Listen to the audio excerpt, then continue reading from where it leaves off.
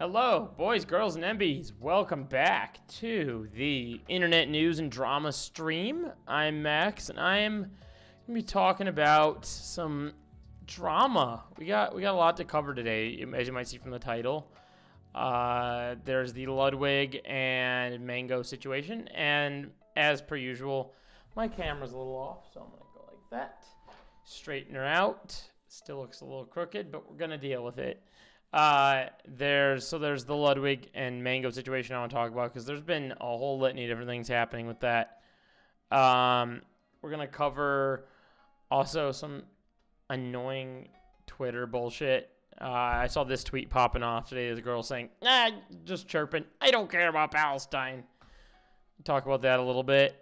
Also, I kept thinking I was gonna avoid talking about Ethan Klein, but oh my god, he's getting so much worse. Like, worse than I thought his crash out was. And he's doing stuff like this. Making whack-ass tweets or Instagram stories, just crying. We'll talk about it. It's insane. Also, he's doing stuff like this, which is insane. This is literally something Ethan said right here. We'll talk about it. Also, kind of for some fun reacts, I kind of got into this video a little bit earlier today. It says when Gen Z meets the police. It's Midwest Safety. I don't know why this channel has like grabbed my attention lately. Don't get it twisted. I hate the police.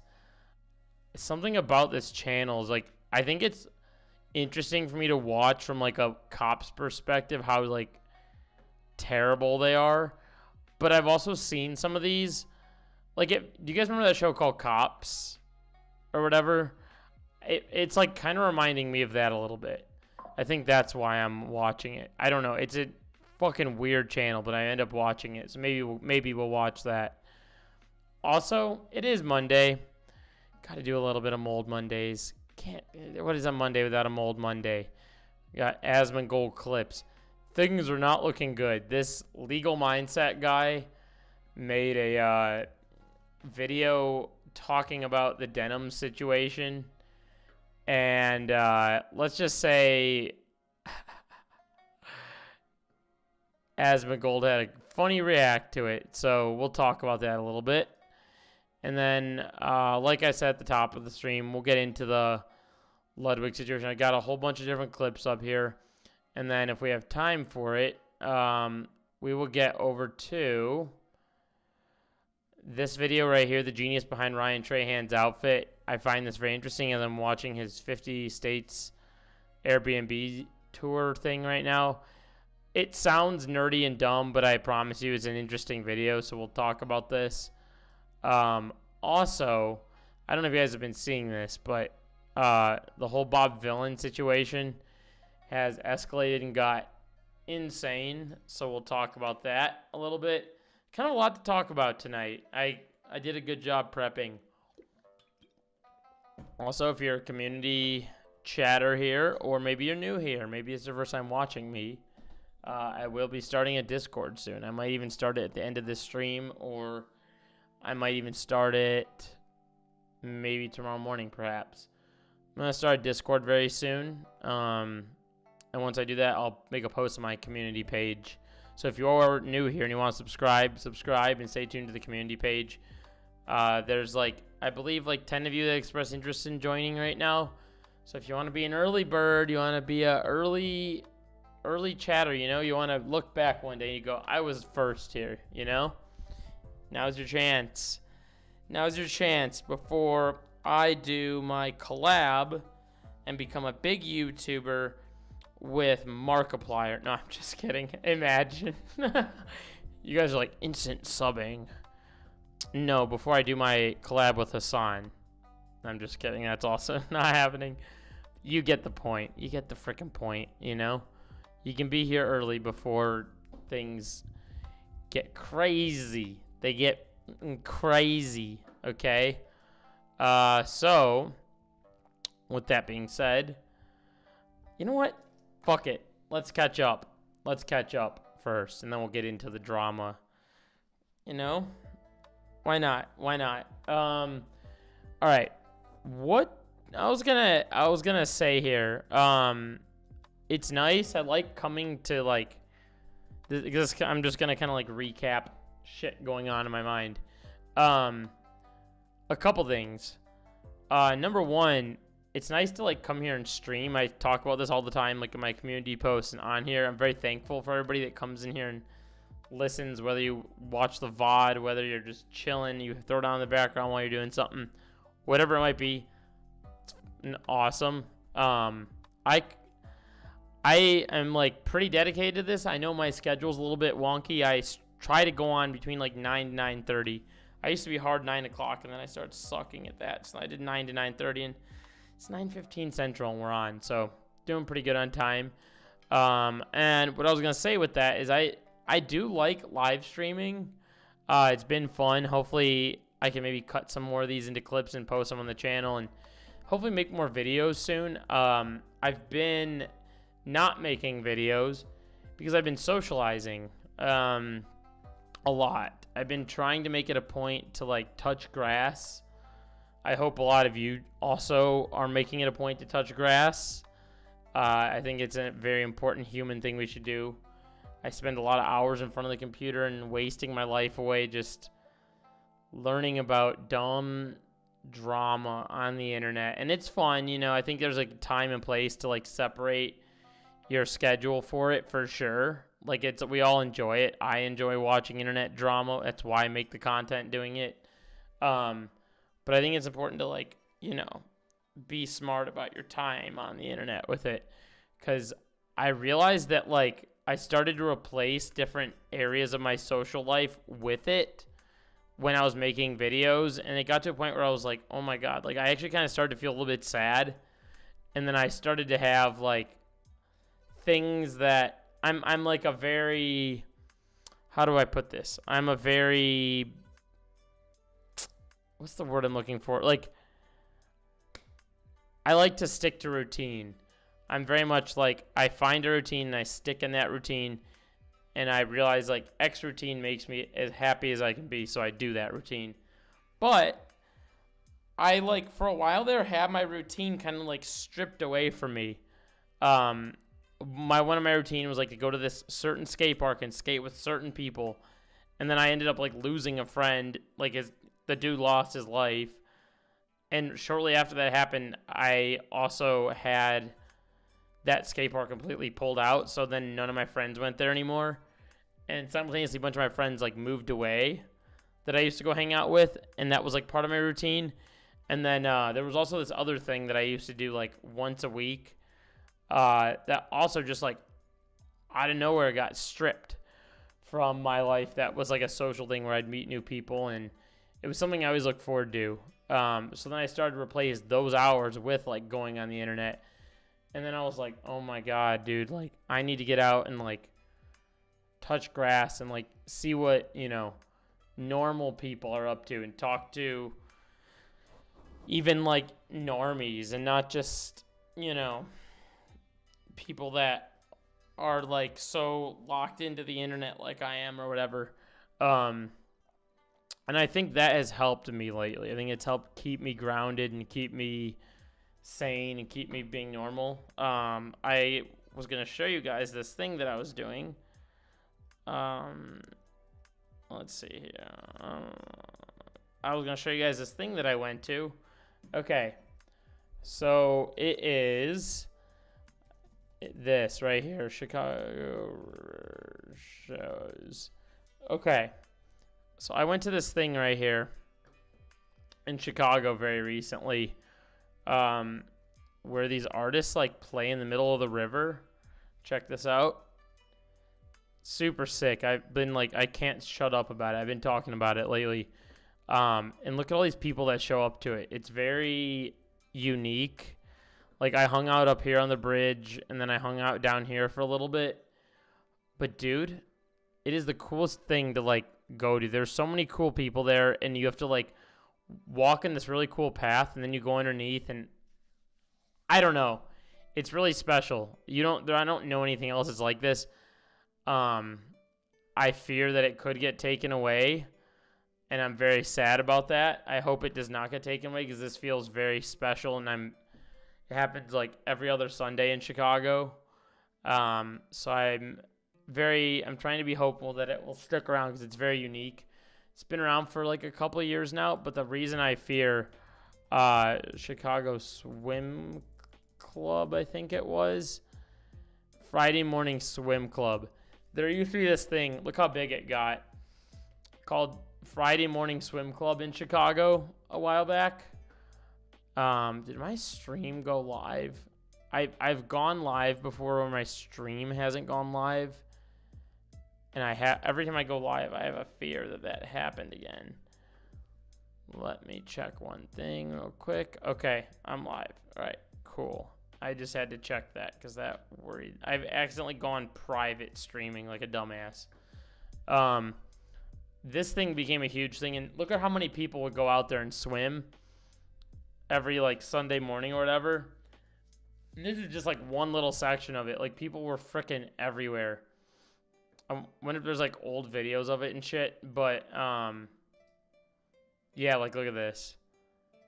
It's like every Sunday, and it was just like a fun social thing. Whenever there's like a fun social thing, it keeps on getting like stripped away, and this is like a unique thing. And look how many people showed up, and then it got stripped away. So I fear that could happen with this. But the reason I bring it up because I think I'm going out socializing, trying to find stuff to do. I went to the library today. I got a library card. It gave me access to the zoo. It gave me access to the Botanic Gardens. It gave me access to some museums, like all for free.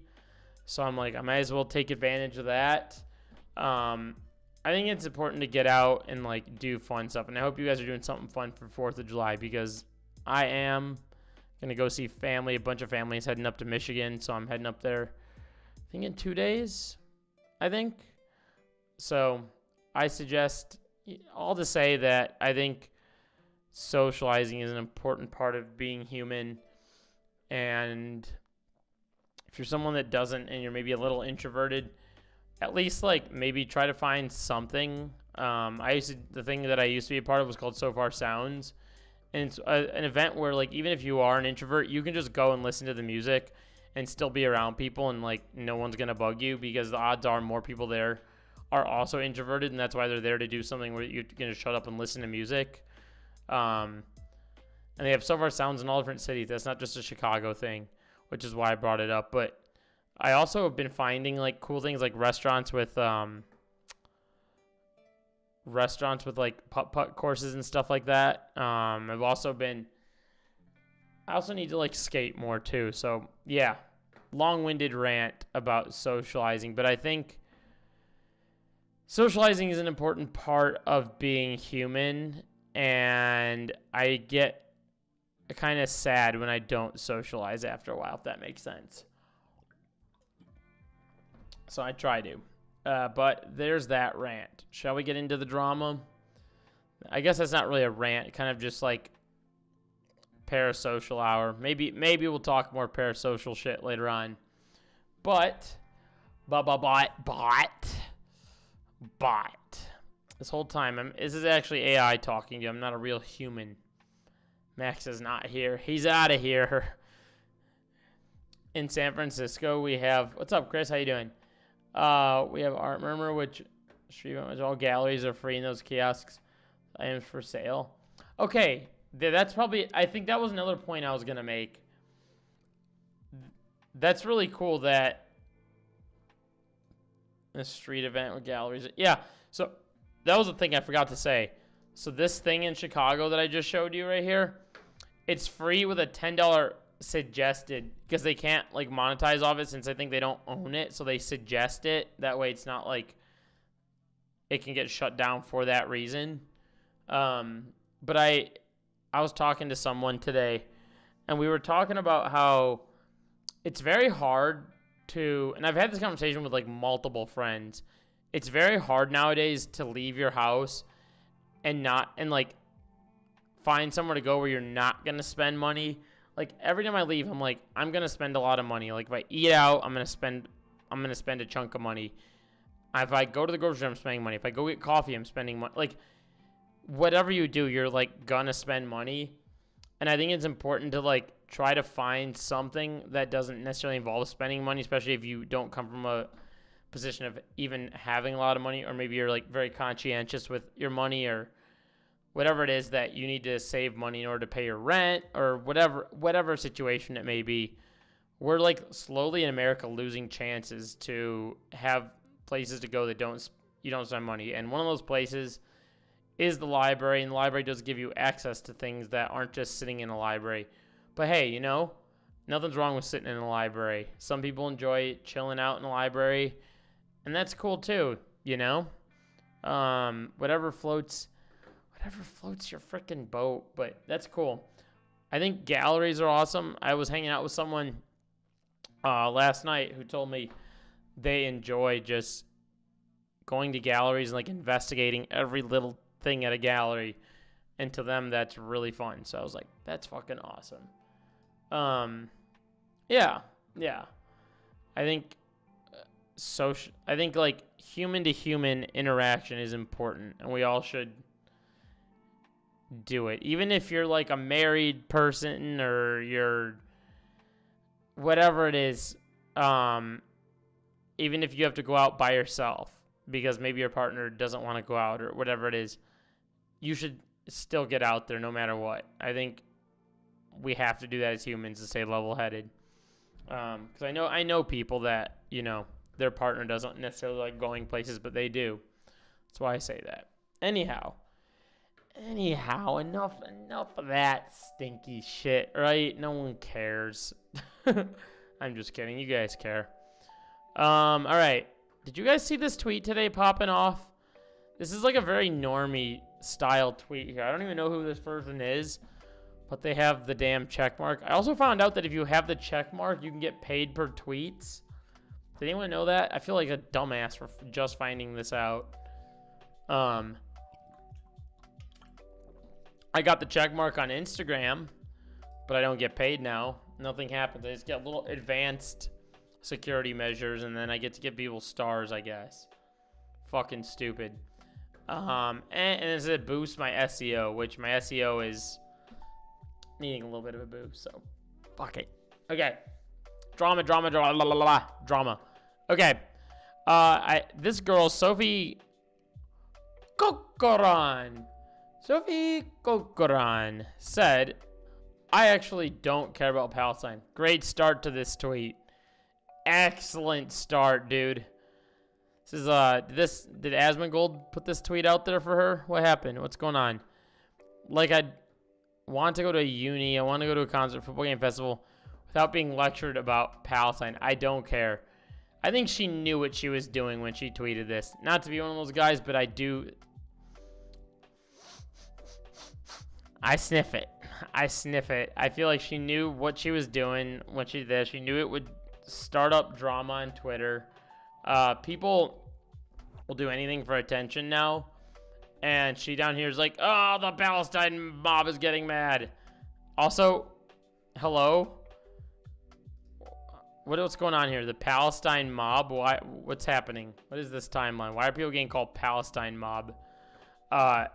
It's not me supporting terrorists, pal. You are. Gotcha. I think people are losing the, like, this is, like, such a normie coded tweet. This is such a normie thing. Like, I feel like if I was hanging out with one of my, like, friends that just does marketing and nothing else for their living, just marketing and watches TV shows, they'd probably arrive at the same position here, you know? Because they're like, oh, I've heard about Palestine, but I don't really know what's going on, but I know a lot of people talk about it, so I wish they would shut up.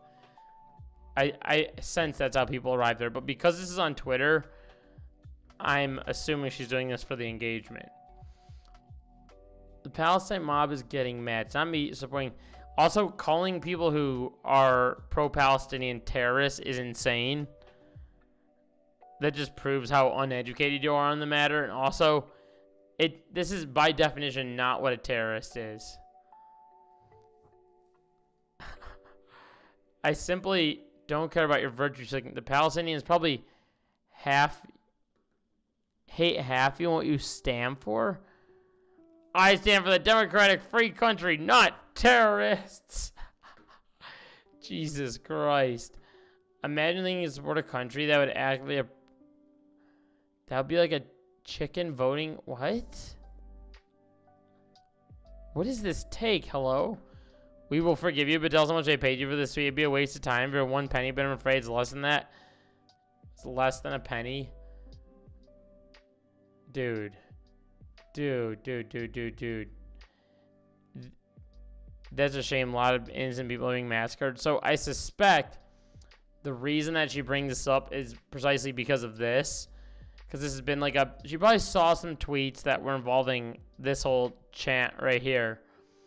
Or this Bob Villain situation, which we can get into this later because we're not going to talk politics too much tonight.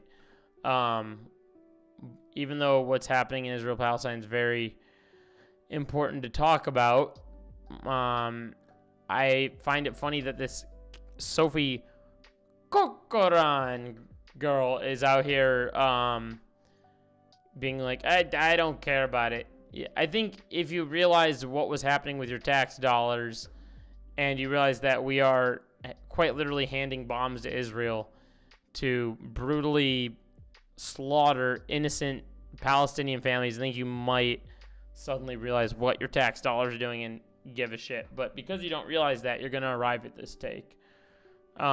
Great, but don't keep shoving on my throat every 5 minutes because you'll have a wait. I think I'm reading this. I think she's... Oh, she's British. Great, but I don't care. I forgot. Sorry. I have to reread the tweet. Oh, actually, I don't care about Palestine.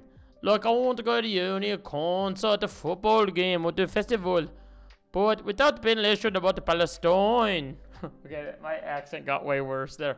Oh, I don't care. Fuck it hell. Palestine mobs getting mad, yeah. I don't want your forgiveness. Also, if you don't care, shut the fuck up and ignore it. Yeah. Think pesky blinders. Yeah, just ignore it. It's not that, if you don't need to voice your opinion. If you deep down don't care, make that be a you problem and maybe investigate a little bit more on your own and shut the fuck up. There's things that I will negate talking about on stream because I'm not smart enough. You guys have seen this. There's been things on stream where I've landed on them on tweets, and then I'll stop myself and I'll go, I'm not smart enough, so I'm not going to continue talking about this. Just because you see something and are annoyed by it doesn't mean that you have to, state your ignorant opinion on it. Chances are it's going to make you look much worse by doing that. You're just kind of exposing yourself to be a much worse person than you actually are. So there's times where you can just, shut up. It's not hard to shut up. And then right here, where did it go? Oh, I don't want your forgiveness, DBH. Do you think it's necessary? Shove down everyone's throats every 5 seconds. Innocent people are massacred, but you don't see the same... Oh my god. Dude. Do I hear real China every time I go to a concert? No. Oh my god, these people, dude, they're so fucking stupid. I don't know. I know why. It's 10.6. This is getting more views by the minute I'm talking about it.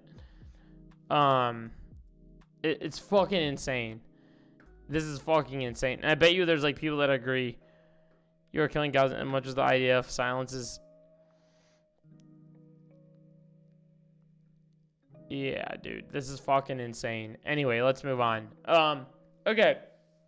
Ethan fucking Klein. So, this, I'm sorry, when I saw this, I jumped immediately. I was like, whoa.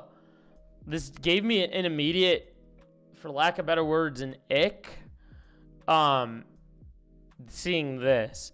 But I read Casey Tron's tweet. He says, I've never been a cent of the GoFundMe for legal defense and anything other than that. Ethan Klein is mad I'm having a better time at Branson than $60 a night in the hotel room. He has an investigation that probably costs more than low-income people make in a year. Actually based. I do not understand why he's always public about how miserable he is despite having zero real problems. This is, okay, this is what's gross about this. Let me explain.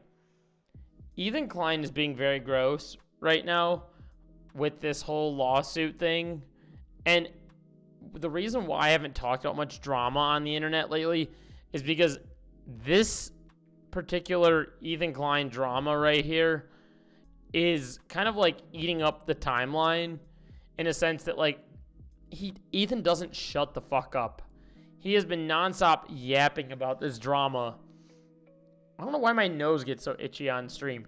He has been nonstop chirping about this lawsuit and how he's gonna go and make, you know, Denims and Casey Tron and Frogan all have a lawsuit against them and they need to raise 100K or whatever. And then he's like, oh, Hassan better put in 30 or 25K or something to each of them so that he's out 75K and blah, blah, blah. Then he's like, oh, if Hassan does that, then blah, blah, blah, blah, blah. Like, this is all just for Ethan's attention. That's all Ethan wants. And that's why I'm kind of annoyed talking about this right now, because I'm literally doing the thing that he's looking for, which is giving him any amount of attention. And I don't think he deserves the attention, so I'm going to keep it this as short as I possibly can. But he recently has been, he's trying to shoot Sonda Black as well, but I don't think it looks up the case. So that, okay, I was going to get into that. So, okay, this is what he did. This is what Ethan Klein did. He went, because everyone was like, oh, you're just suing women. Like, it's pretty misogynistic of you to do that because you're just hating women creators, right? So then Ethan was like, I'm gonna sue a black man. And then he went after Shonda Black. Well, this is what ended up happening. So Ethan backed down on his threat after he was like, I'm gonna go after Shonda Black. And this is what he said. Okay, I was kidding about suing Shonda Black, smiley. I thought it would be funny to add a guy after... See, I told you. This is what he did. He's like, I thought it would be funny to add a guy. Okay, dude. Edwin called... We do a little trolling on vacation. The truth is, if I thought I had a good case, I would have added him from the start. He was very close to making the cut, though. Anyway, pretty funny how you went from calling me a misogynist to calling me a racist. For the record, I did not even know that...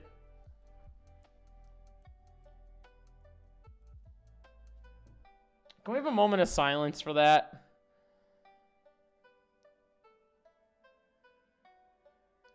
How stupid. This feels like bait. This feels like bait so that people react to it. But at the same time, it also feels real. Like, it kind of does feel like Ethan's this, like, actually this dumb. And actually wrote that. Like, there's two different roads here. His username is Shonda Black. And if you search that, you will quickly arrive at seeing, all it takes is one Google search, seeing who he is, right? But yeah, Ethan Klein goes, for the record, I did not know that Sean was black. So it turns out my lawsuit isn't racist, it's just misogynist. But if you ask me, I'm a true feminist. I'll be accountable regardless, but go ahead and tell the judge. How's that for them targeting 3 women? Let's see how it works out for you. This is what Ethan Klein's doing on his vacation. I was talking to an online friend of mine in real life recently, who also is aware of this situation. And she was telling me that, like, Ethan is, what did she say? Oh, about the targeting women. It's like, he's literally just doing this for attention. Like, it's just, I think it's just attention. And she was saying that, like, when his kids get older, it's going to be a very sad thing that his kids see that he's doing this and that he's, like, acting out in this way. Like, can you imagine growing into an older kid of Ethan's and then you get online and see that your dad is, like, fucking insane online? Like, you'd be like, ew, I don't want anything to do with that. Like, I hope that's not my dad.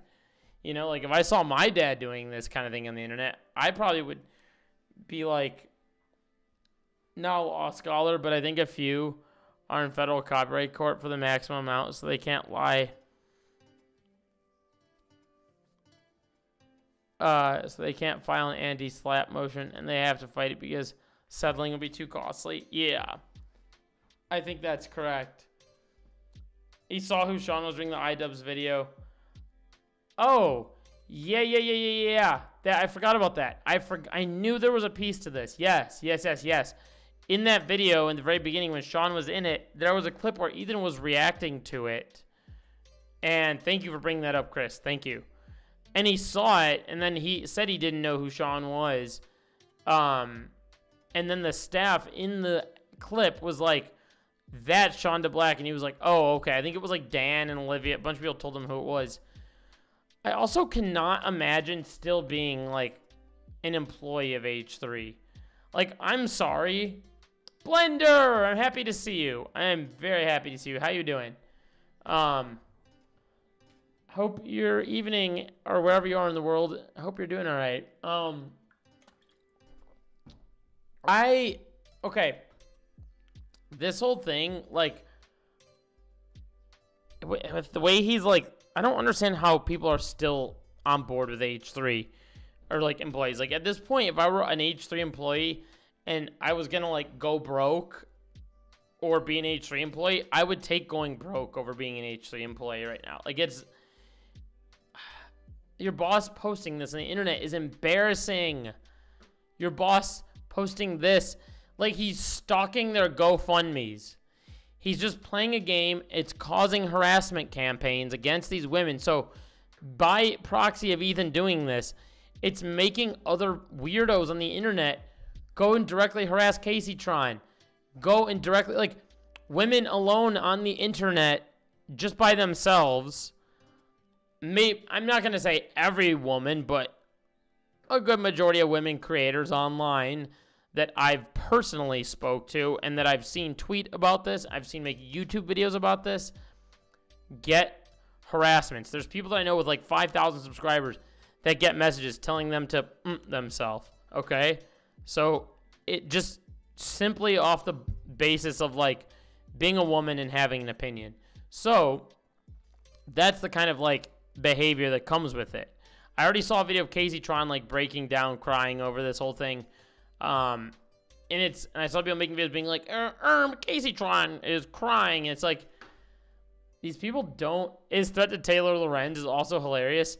Yeah, so that was another thing I meant to pull up. Ethan Klein threatened Taylor Lorenz. Let's see if I can pull it up.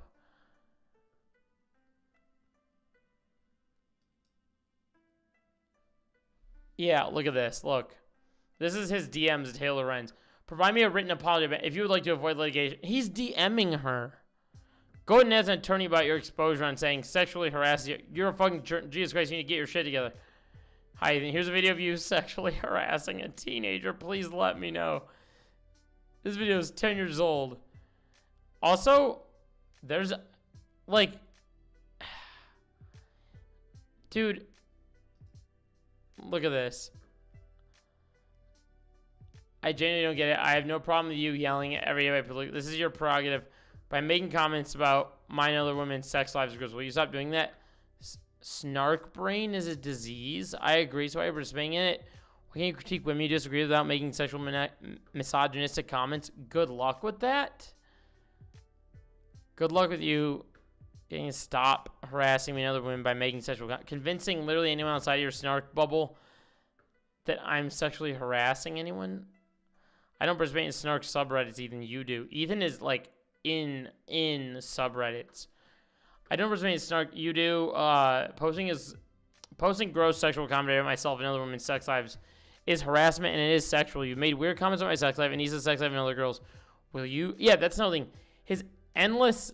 Oh, it's awesome. The Sims is great. The other thing is that Ethan is like. He was crying recently when he got blocked by iDubbbz. or it was with Anissa or iDubbbz. One of the two blocked him, and he was all upset about it.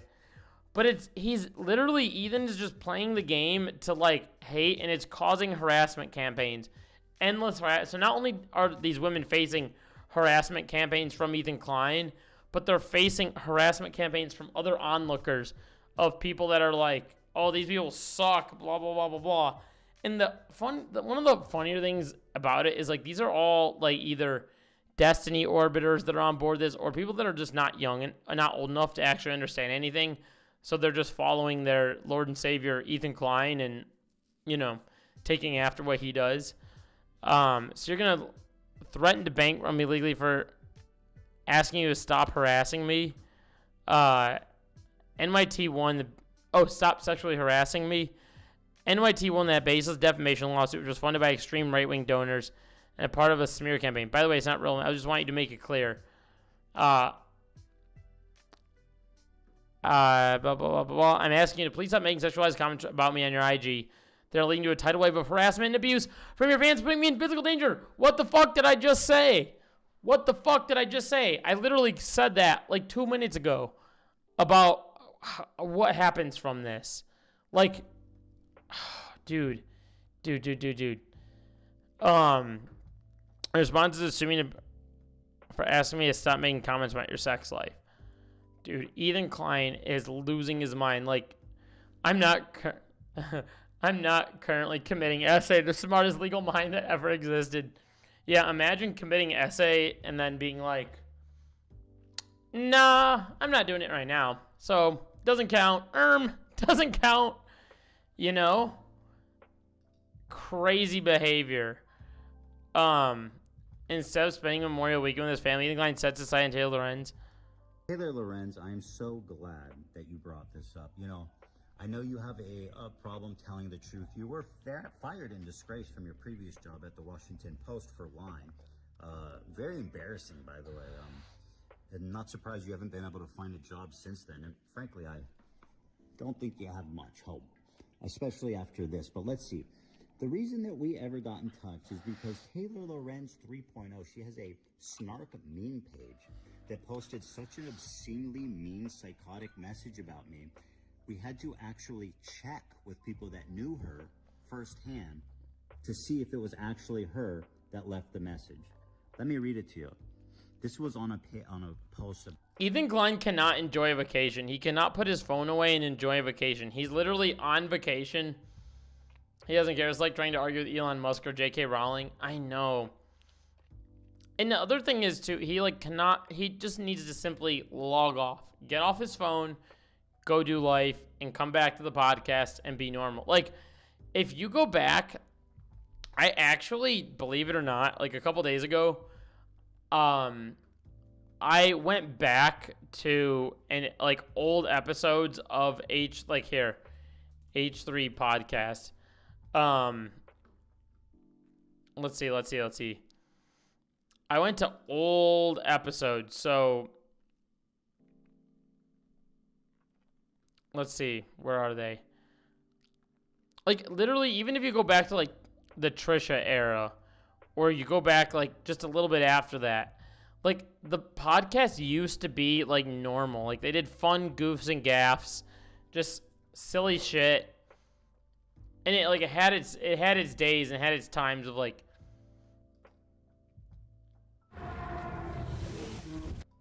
okay, I don't know why there's an ad. Oh, because I'm on the wrong account. Okay. The H3 TV. Oh my god, Ethan looks so different. Far. Like, dude, like, even this episode, like, I'm not going to go back and watch old ones. I don't really care about H3 anymore. But, see, not trying to be ableist, but this whole saga has made us tick so much worse to the point where it makes me think, because something else is going on. I know, and that's another thing I talked about very early on, and I was talking about the Ethan Klein thing.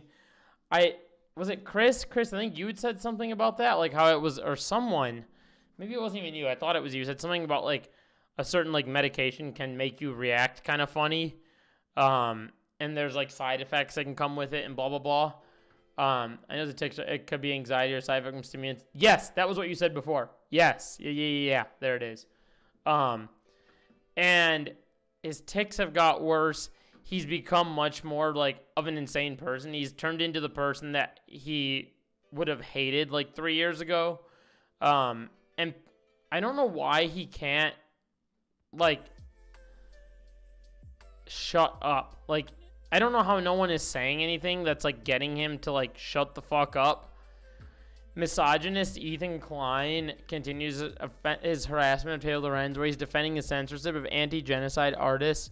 Ethan supports genocide, also cries at Taylor's. Oh my God, what's going on? And if people want the public and these artists to have more positive sentiment towards. Oh my God, this is today.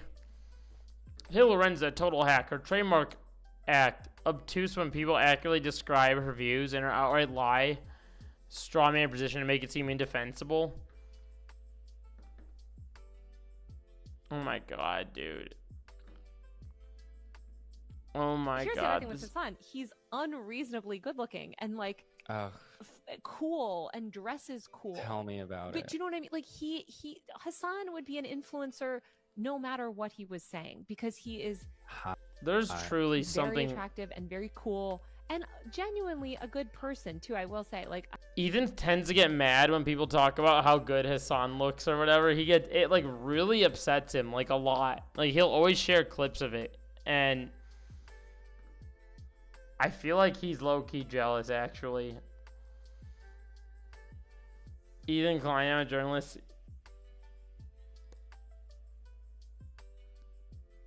Yeah, see, he just can't stop harassing Taylor Lorenz. It's like, this dude has lost his marbles.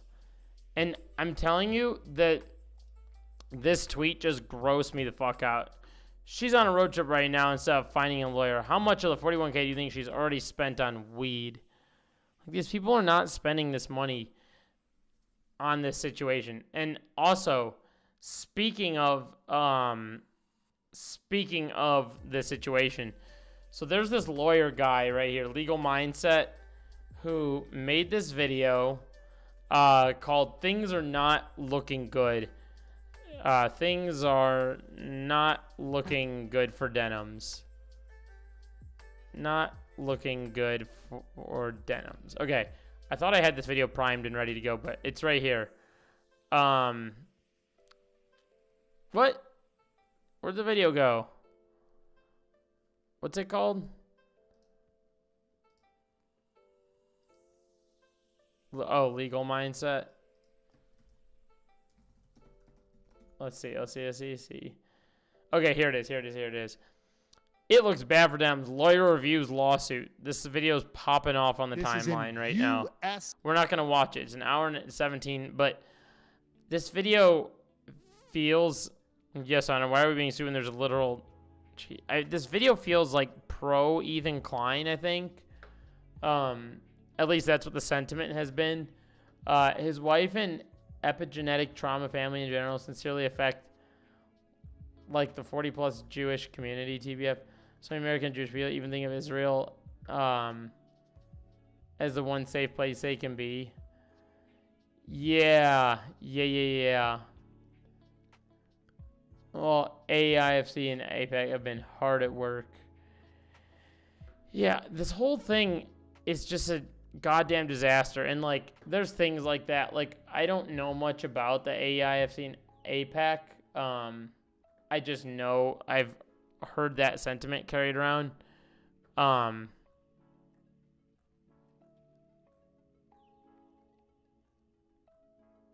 my God, dude. Look at this. Look what's on my timeline.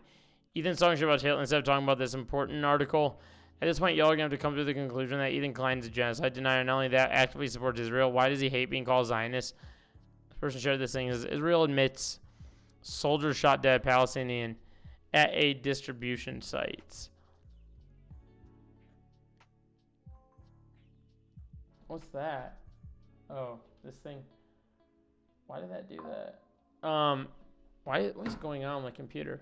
So yeah, this whole thing is just absolutely freaking disgusting. It's just giving me the yuck in every way possible.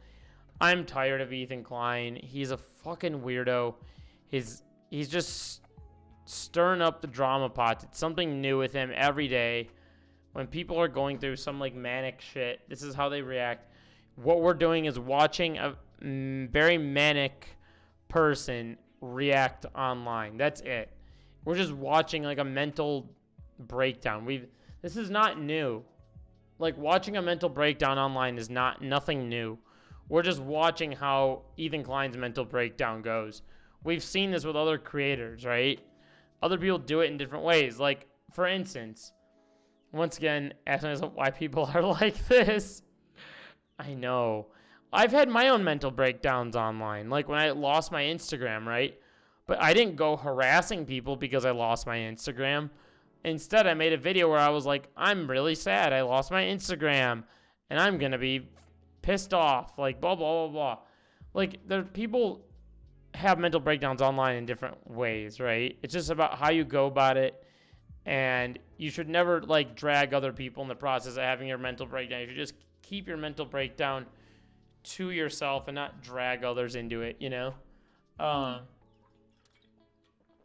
thought that, guys, when you said generic art dad, I literally read that username as genocide art dad, and I was like, why is his name genocide art dad? Made a good video on the topic that you can watch in your space time. Damn, I need to put my Discord together. Also, thank you everyone for hanging out tonight. Really freaking cool of all of you. We got like 6, 7 of you in here. I gotta get my Discord going. I gotta get my Discord going soon. Maybe midway through stream if we have time I can get making it. Zoran's gonna break him. I know. And then he's gonna have he's already had insane takes about Zoran. It's just like ay. And then it was funny, I think even Asmongold said he liked stuff about Zoran. It's Asmongold just poses as the right-wing taker because that's his community leans right. So he's just flowing with his own community that leans right. I think he's carrying the right-wing sentiment with him for the content is what I think.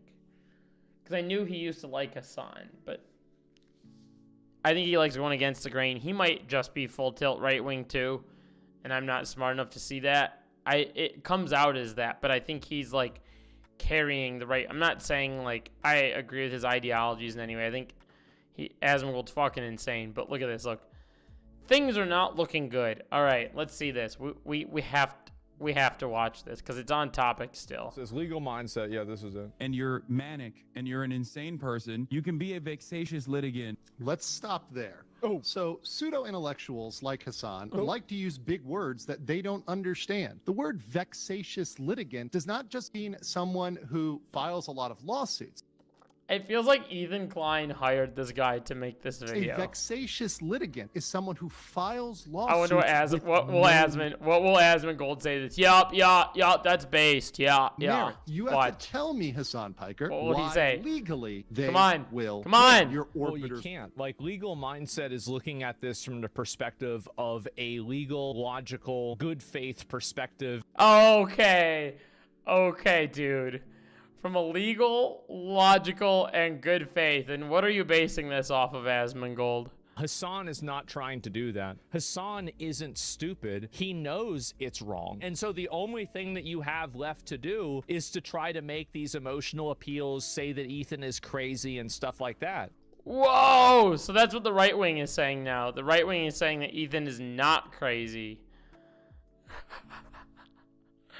The reason why this guy made this video is to talk about the Denims situation, and dude, all that's gonna do is send hate. It's gonna send another wave of hate towards Denims. It fucking sucks. It's awful. I hate it. And Ethan Klein will lose. Otherwise, it is a meritorious claim. That's a big word you can use now. Meritorious, Hassan. Doesn't look good for Hassan's orbiters. It's looking kind of bad for Hassan's orbiters. Listen. It doesn't. Yeah.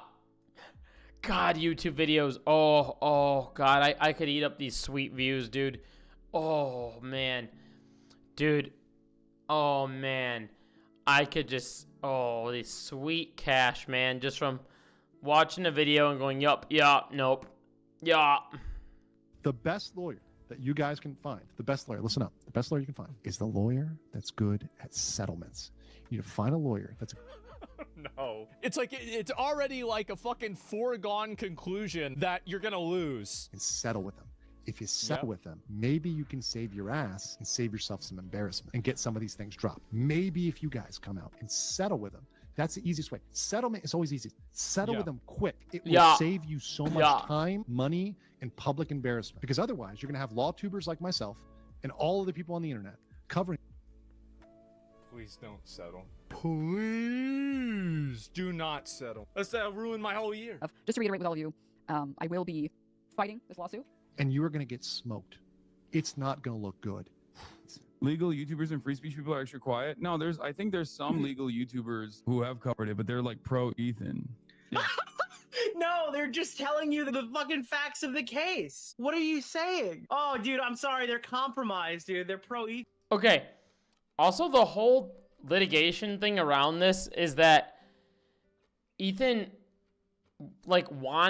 desperately wanted Hassan to react to it. But Hassan did like an 8-hour react to it, and it kind of re-litigates the whole arc of ReactGate, which ReactGate has been debunked time and time again. There's even YouTube law, YouTube copyright, like written in stone, where it's like as long as you provide commentary, you can. At one point early on in YouTube, commentary was like you couldn't use clips or whatever.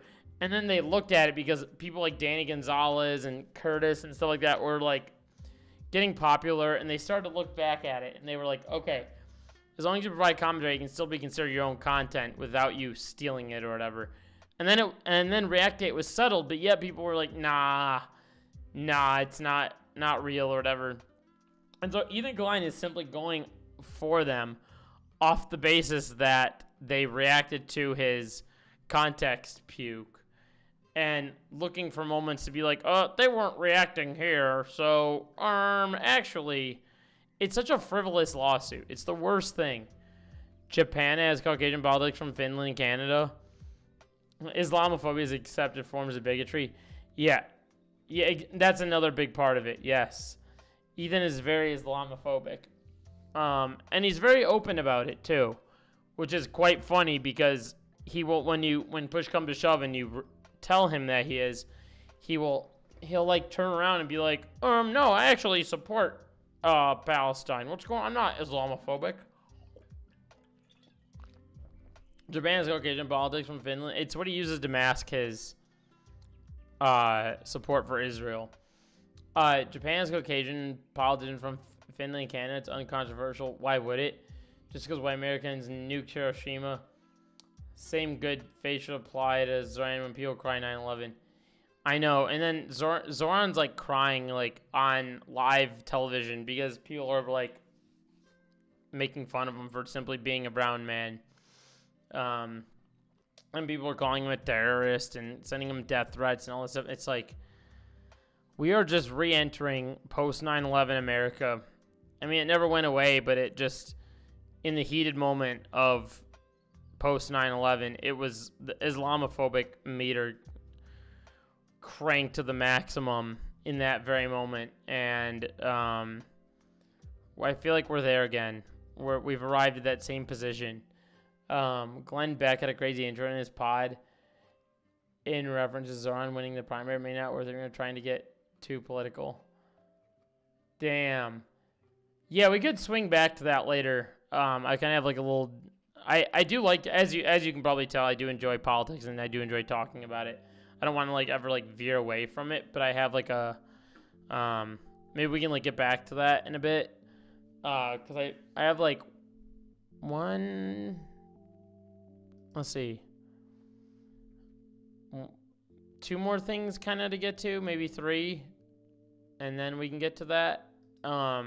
Just maybe remind me, because Glenn Beck's very interesting. But yeah, dude, it's also, hey, our Blender, are you still in chat? I think what I'm gonna do, I was gonna tell you this, and anyone else that's like interested in this is like a really random side note. I was thinking about it. I meant to say it earlier in stream. I think I'm gonna do like a cooking or like recipes tab or something in my Discord and make it.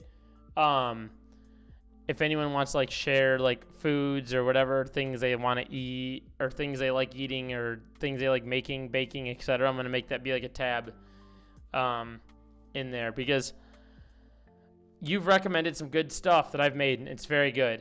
A couple of things you've recommended I've made a few times and super, super good. So I'm going to do that. I meant to say that earlier. That was an idea I had. I come here for internet drama, so no worries. Yeah, we'll get to it. Okay. This situation might be eaten alive by now. Maybe not. Maybe some of you heard bits and pieces of it, but I'm going to try to cover it to the best of my ability and go over everything. If you haven't heard about this, TLDR, before we dive into the nitty-gritty, Ludwig kind of got himself into a situation with this other creator, MANG0, also known as Mango. This dude was doing some gross stuff at an event, at a Mogul Moves event, that involved him doing some gross things in front of women.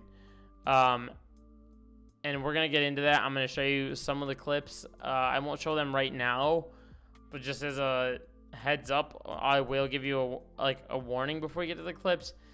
It's the clips aren't like you look at them and like they're not, what's the word I was gonna say? They're not they're not clips that I can't show on stream. That's what I was trying. Okay, I forget what the word I was looking for is. I can show them on stream, but when you see them, you're like, ugh, you know? But anyway, this creator did some gross things at this Mogul Moves event, and Ludwig responded to it. There's so there's clips out there. There's this with ExtraEmily in it. There's this with in front of Emily and Cutie. This is in front of Maya. It's gross behavior. We'll get into it. Ludwig Agrin. We'll talk about it. Don't know. There's a bunch of clips yesterday of Mango going around humping people. And I know this because I saw them all this morning. And I also, I think, was getting humped a lot myself. Now, I'm going to say, I don't mind when Mango humps me because I know Mango. It was super. Okay. Right there. Number one. First off, obviously, this goes without being said, but humping people's fucking whack. Just across the board. Like, don't do it. I don't care what situation, just don't do it. Now, Ludwig right here saying that he doesn't mind it doesn't excuse it. It doesn't mean that it's, like, okay, right? Like, you don't want to hump people. It's whack, no matter what. But the reason that I think Ludwig doesn't mind it is because, like, as a guy, like, if one of your guy friends did too, you might laugh it off because you're like, oh, I'm just doing this to fit in because it's the situation, right? And so I believe that's why he's acting in this way. Weird if you watch any of the clips. When he was humping people he doesn't know very well. And yeah, I feel like menace is like a cutesy term that we use with Mango. And it's like, nah, that's just harassment, bro. You can't be cutesy about it. And so like, look, man, if you guys ever listen to me after an event, I'm pretty consistent. I always say my main goal at any event is that the people who are participating have a good time. Like that is like number one, the most important factor which determines a good event. People who show up have a good time. That's what I care about. And and I dropped the ball yesterday. I mean, to be real, I dropped the ball. He did. Because not only did people not have a good time, some people had like an explicitly bad time. Like they were uncomfortable, wanted to leave early, needed to leave early because they were just feeling uncomfortable, you know? And that's like ultimately my fault, right? That's on me. That's my event. That's my job to do that. So I feel really bad about that. And, you know, I reached out to anyone who I felt might have felt uncomfortable and talked to them. But also, and I already told Mango this, I'm no longer inviting Mango to Mogul Moves event. Because, like, you know, it's a privilege to go to an event, man. Like, the whole point of an event is, like, it's a fun thing to do, have a good-ass time. And if some... Okay. Now you're probably hearing him talk about this, and you're like, what are the clips? What did he do? Let me see it, right? Now, one quick thing I'm slightly worried about is I don't know if I don't watch this YouTuber because he's like, I saw his clips for a while and then he took like a full right-wing tilt, and then I was like, oh. And then I talked to an in real life friend who told me this creator is very right-wing and was posting right-wing like propaganda on his platforms, so I kind of just stopped watching him as a result. But this video came up on my feed today. This guy right here, Saros TV. But listen to what he says when he made this Ludwig video. About 7 times, and each time I tried to upload it, I have had a copyright notice from whatever the Ludwig people are, the clip people that do the clips. It seems as though I'm getting copyright strike for using clips. So he says he's getting copyright struck for using clips. So I'm a little worried about using clips. I'm just gonna show you guys them anyway, because it's like on topic and it's whack. But look at here. I'll show you this. This is just like a little. You're gonna see this, and it's like, ugh. It's harassment for sure. But here's the clip. Mango humping ExtraEmily between his own cardboard cutout. Okay. Oh. Final words.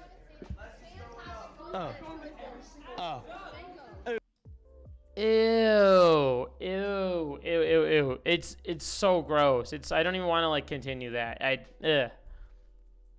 don't even like looking at that. It's really gross. So he did that with ExtraEmily there. Obviously that's, sexual harassment. Also, this right here, Mango in front of Emily and Cutie. No, play it down. You trying to do thug round or no?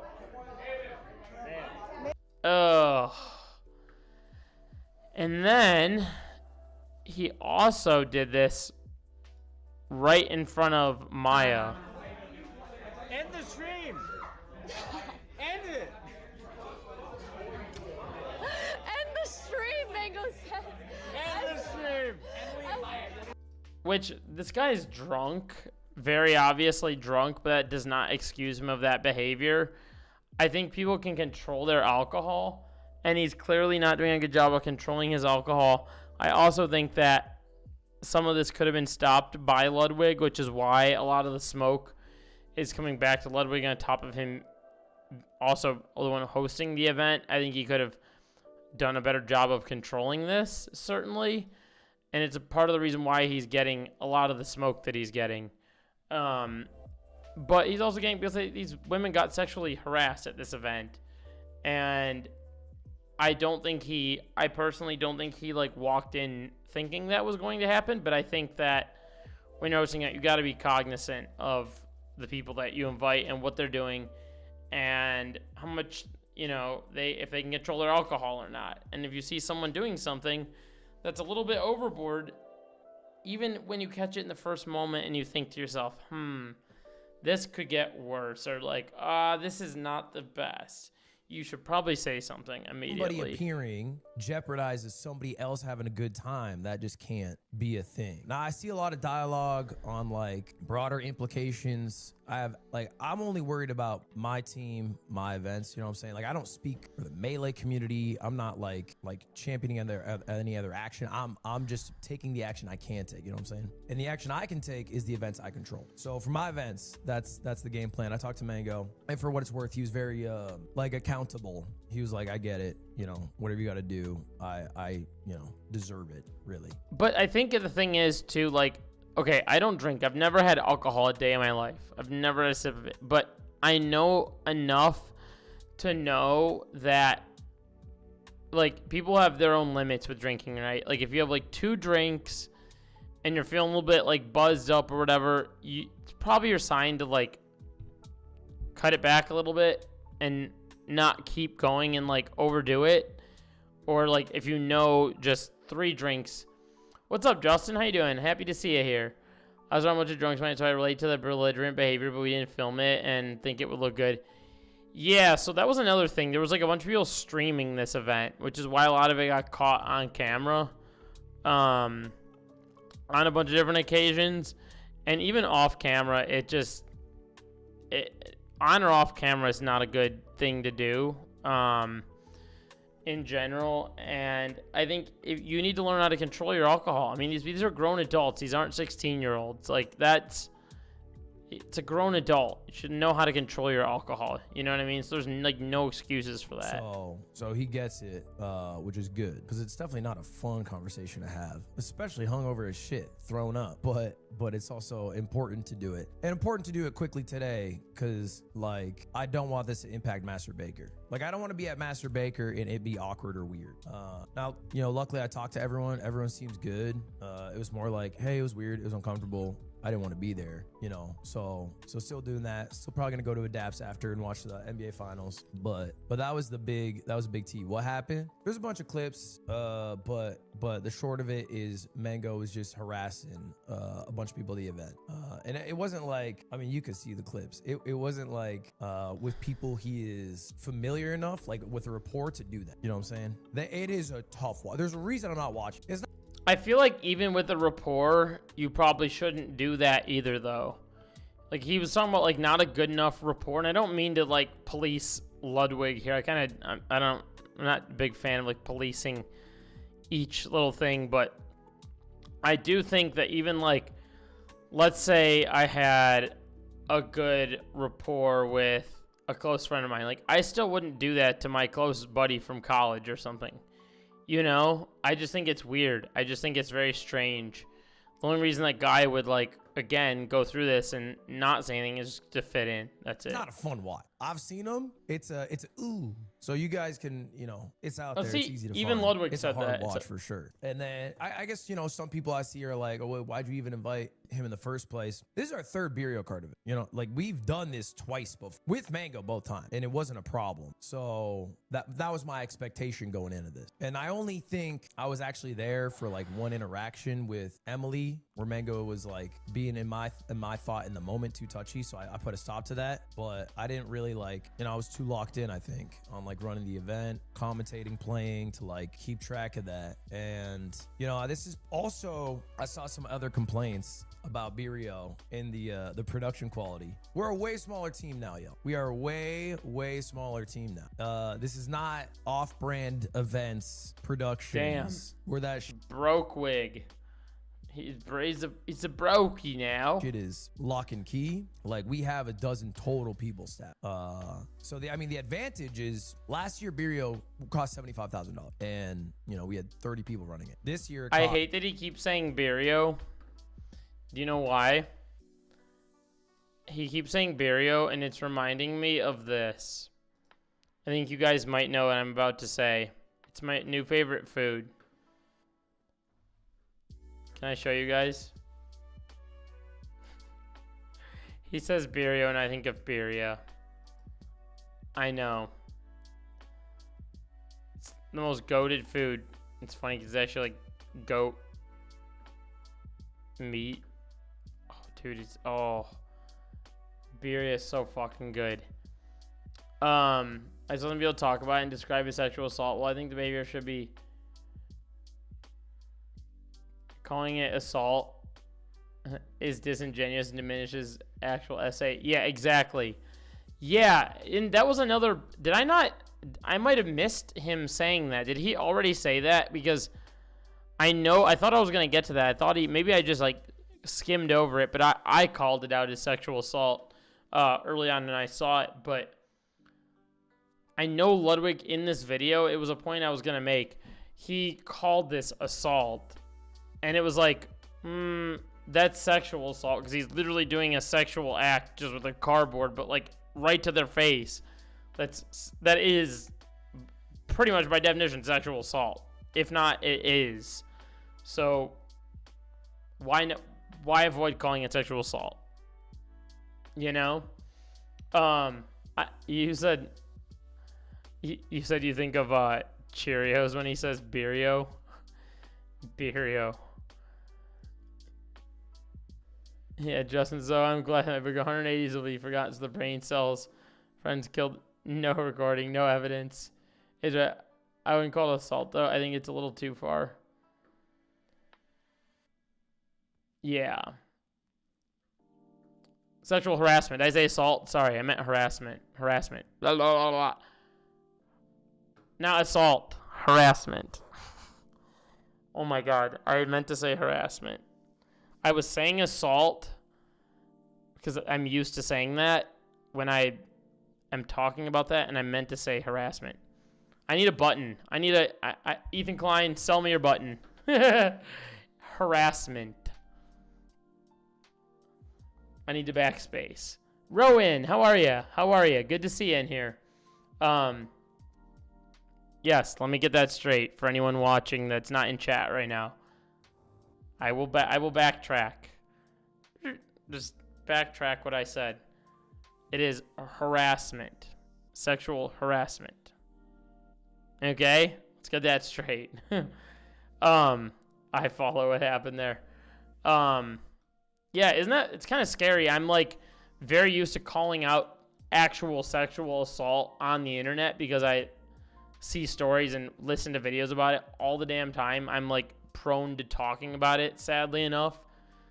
Really fucked up. I hate that I'm like very prone to jumping to that because of how often I see it. Man, the whole community showed up tonight. Is a bit of, remember when Destiny's Dirty Sex was a sign of him inappropriate touching? Yeah. And then there was also the, there was, like, right after that was the, oh my god, what was that music commentator guy that, had a essay situation? Remember that? And then he's, like, still kind of popular. What was his frickin' name? And then, of course, like, Andrew Tate and Fresh and Fit, all those guys, like, that's, I'm, like, prone to talking about it. But yeah, Justin, I'm with you on that. It is, yes, that was a mistake. You said I follow what happened there. Yeah. I was getting lost in the sauce, but let's get back to it. Wait, why did it not play? $15,000, and we had 5 people running. So it's like, it's gonna be a little different. Now, having said that, still no excuse for the like comfortability. Like that shouldn't be jeopardized. And I don't think necessarily was because we were shorter staffed, but anyway, that's it. That's the big sort of like ugly shit we got to talk about. A lot of people reached out who went to the event who had a good time, which is good. So I know some people had a good time, but like one person has a bad time, it's a failed event in my mind. So I mean, to be honest, I don't think we're making a YouTube video of this event now. Like I think I'll just throw it on Ludwig. I think it would just be hard to do it in a way that's not, you know what I mean? Like, cause there's like context to Mango having won twice that I would either have to like ignore or talk about, but then ignore, you know, so to me it's weird. So a bit. Why is that even like a conversation though? I feel like after that happened, it should just be scratched. That shouldn't be a conversation to be like, should there be content? Bit of a bummer there. But thank you guys, because outside of that, it did go really well. Like I was very happy with your reception to it. That aspect went well, I should say. Like I think we had 75K people in the building. So many of you guys prime sub that we made all our money back on just subs and ads on Twitch, which is crazy because I thought we were gonna lose money on this event, to be honest. So I appreciate that very much. 6 of y'all won switches, or 6 people, right? I think we did it. I was drunk as hell. I don't know how I'm the only one who threw. What was that?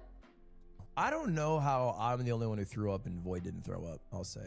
Y'all won switches. Wait a minute. So Ludwig was hosting this event and Ludwig was drunk as hell.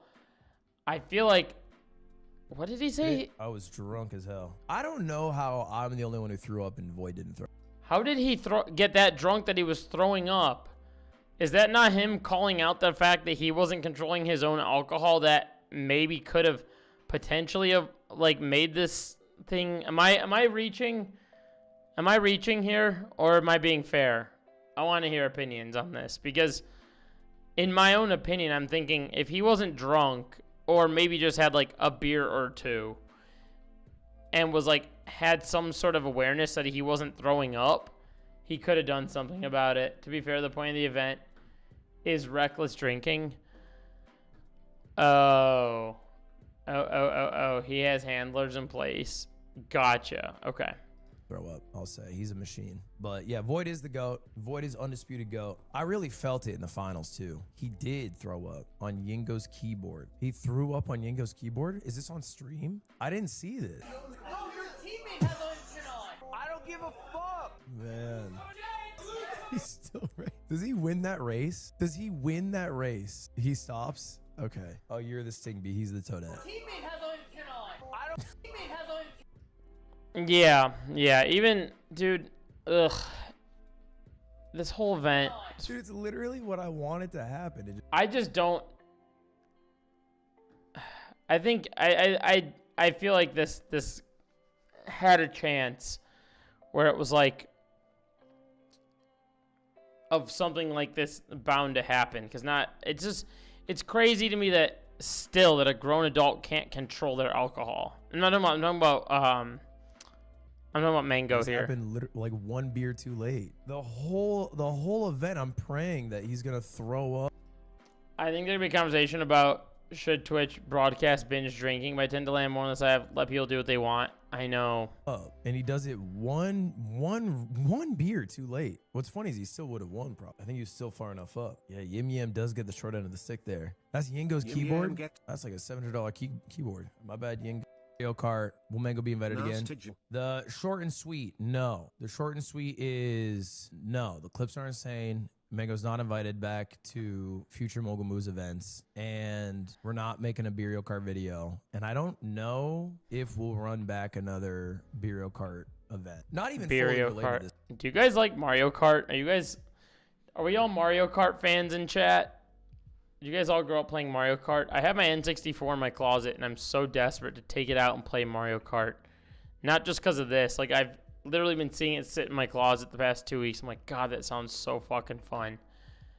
I'm going to close out of the tabs of the things we talked about already. Asmongold. Okay, we talked about that. We talked about... Oh, aha. Here we go. Let's do this. When Gen Z meets the police. Let's do this. This is fucking insane right here. This is like, I feel like this is my own corner of internet drama. It is like kind of drama based to a degree. But I want to see what you guys think about this. I feel like this is like my own like personal, I'll wake up in the morning and like sip coffee and watch this. I love watching police footage. I'll have my coffee and then watch this. I don't know, I'm fucking weird. But let's watch this together. Hello. Can you step out here and talk to me? Yeah. Are there any weapons in the car? Yeah. No. Okay, who is he? He's my boyfriend. That's your boyfriend? Okay. Yeah. My keys broke off. Are there people out there that actually have weapons in the car that are like, yes, officer? There is. Are there people like that? Or have I not watched enough Cops episodes? Okay. So my key's in my ignition, and I literally pulled up and I can't get it on. Okay, where were you coming from tonight? My work. What do you do for work? What do you do for work? I'm a server. Okay. And where are you guys trying to go to now? I one time got pulled over in an ex-partner's neighborhood because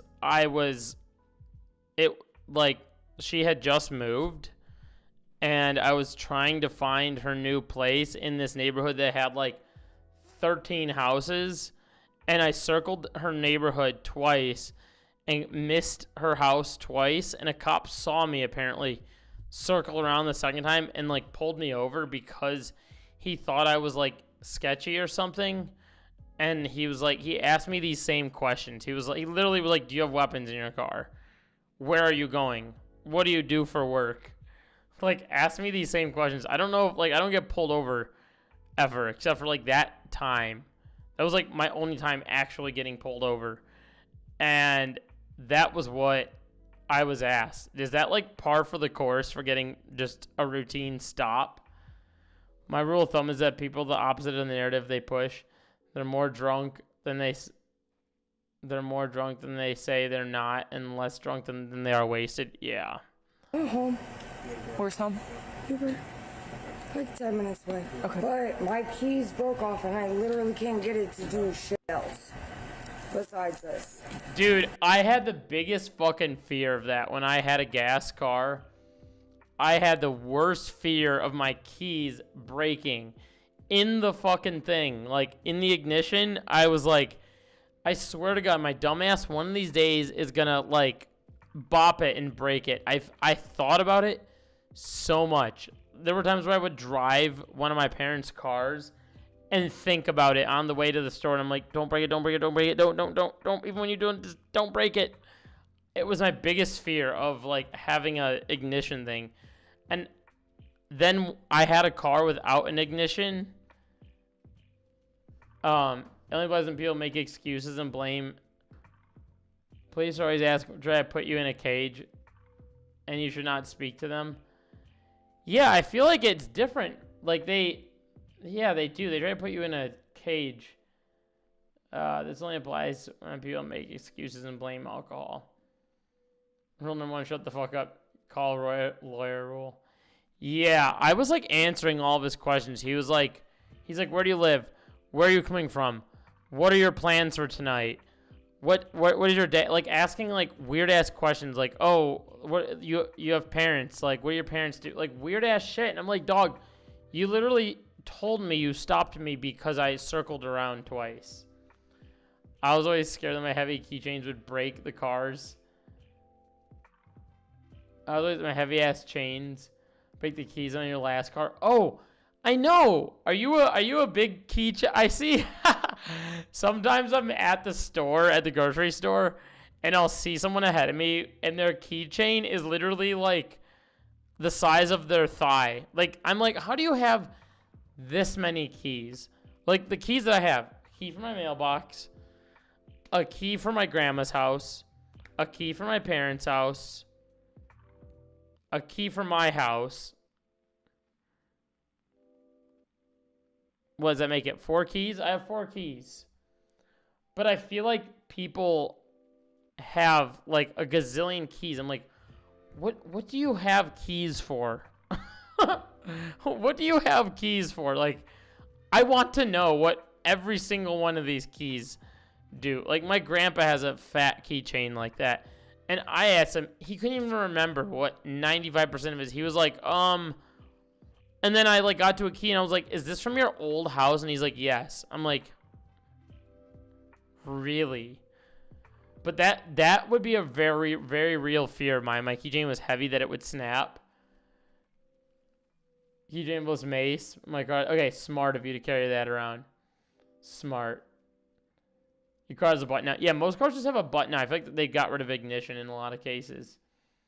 All my brother's keys because he has 40. Yeah, but that's okay. That's what I was talking about. People with a bunch of keys. Like, obviously, if you're a woman, please do have mace or someone. Even if you're someone that feels you need that for your own self-defense, please have that on you. That's very important. I will be worried for you if you're someone that feels you need it and you don't have it on you. It is like a quintessential part of having a key. They literally want to handcuff you and put you in a cage. Like, man, oh, I know. I knew that's what you meant. Yeah. I know. And it's weird because, like, it felt weird when I was getting asked those questions because I've never had alcohol and I've never smoked or, like, done drugs or any. Like, I'm quite literally, not to brag, but I'm quite literally, like, the opposite of the person they're looking for. You know what I mean? Like, they would not find, like, a bottle, like, or they would not find a, like, paraphernalia in my car. They would not find even, like, a little crumble of weed. Like, they would never find that. So it was funny that I was getting, like, interrogated like that. I'm like, and while they're asking me, I was thinking in my head, like, yes, officer, please search my car. I would just love for them to search my car and be like, yeah, we kind of wasted time, you know? And just sit here? Yeah, I don't know, like my windshield. It's okay, just hold on, we're just talking right now, so just leave it right now. I just wanted you to see. Like, I'm not doing anything. Yeah, go ahead and close that door. Okay. No, my windshield wipers are just going, my key broke off. I'm trying to, like, look for my spare key. Dude, she sounds, I don't know if that's just how she talks. So if I'm being offensive, I apologize in advance, but she sounds like she's like a little bit tipsy. Like, or maybe she's talking like that because she's really nervous. But she just sounds tipsy to me. I don't know how to describe it. I don't know how to get it out. So that's a risk. They like your attitude. They can find a little weed in anyone's car. Yeah. Oh yeah, they can make an excuse for it. Yeah. What's going on tonight between you and him? He's fighting with me for honestly no reason. I'm just trying to take him home too. I did have 2 beers at work. Like, I promise you, I am sober. Was there something physical going on between you two? No, not a physical, not a physical or anything like that. Nothing physical? No. Man, he sounds sussy. He sounds sus. Holy I've been shit. at work all f***ing day. Okay. So I did have 2 beers so at work. That was fucking 2 hours ago, or 3. I mean, I can tell you've clearly been drinking and everything. Yeah. No. Has she been drinking? No. She hasn't been? No. Dude, this officer is like cool guy voicing. Yeah, I can like tell you've been like clearly drinking. He's like doing his like cool guy chill voice to this guy. And then you guys were arguing. What were you arguing about? Arguing over my keys. No, because they broke. Did they break here in this? Yes. So how'd they break? I really wish I knew. Like, that's why I'm fighting with him. Because, like, I don't understand why the my keys broke off. Like, I told him, like, get the out of my car. Like, well, what were you guys arguing about? Relationship things. I'm not trying to, put our business all out there, but yeah. No, when you say fighting, are you talking like physically fighting or verbally fighting? Verbally. Okay. Also, another thing, okay, I'm very uneducated in the police department of things, but is it normal for like 2 cops to show up behind you when you get pulled over in any case? Lately, when I've been driving around and on the highway or the side streets, I consistently see 2 cops pulling over 1 person. Even if it's like a speed stop, I feel like they call in another cop. Or is that just like my luck of seeing that? Like it's been a long time since I've seen 1 cop car pull over 1 person. There's always a second car. The one bleeper defiant. Okay, I'm glad you guys are liking this video too, because I felt like a little bit of a freak watching this, but I'm realizing you guys like kind of thinking about this stuff and watching it too. There's one key ring to bring them all. Jay, what's up? How are you? Good to see you in here. 1 key ring, bring them all in thy pockets, blind them. I like how you say die. Sometimes they don't have to do anything, so listen to scanners and just show up. God, what a boring life. What a fucking boring life. Go get a donut instead. They always get a second unit or pull over for a unit if they don't see a second unit. God, what a fucking boring life. Oh my God, I would rather go jump in the middle of the frickin' Pacific Ocean and try to swim my way to shore than do that. God, that sounds so fucking boring. I know, it's like, well, like, listen, I'll pull the over right here, and then my keys broke off. 332 clear. He's checking the... I said he's checking the, Yo, this guy's fucking cooked. He's like, the officers... Yeah, he kind of likes me, dog. He's like looking at me and shit.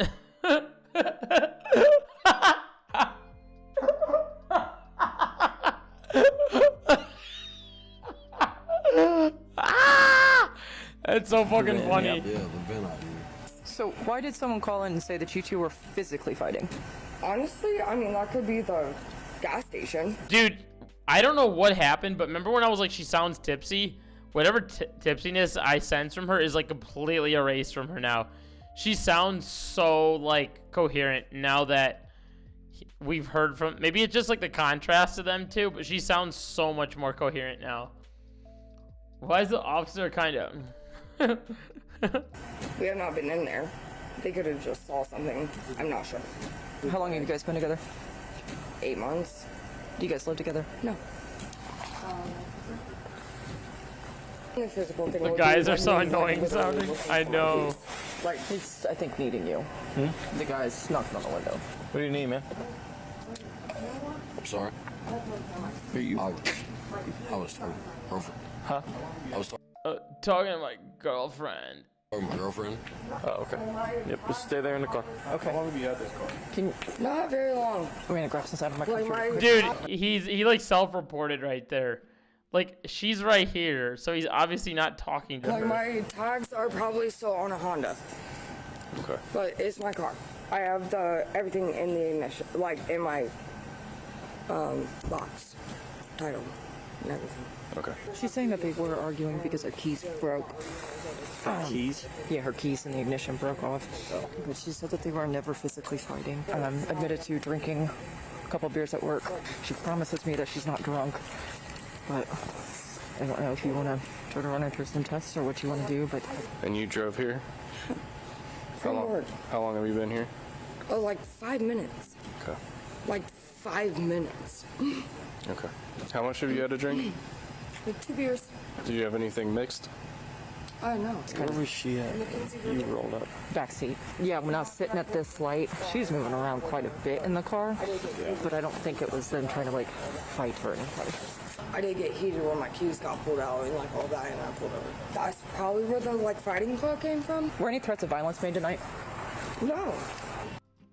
Cops are not your friends. The Blue Mafia chooses its prey and they hunt with the excess force. Yeah. She's I heard it. drunk. That's. I think what both of you guys just. Wait, go back. She's I heard it. drunk. That's. She's drunk.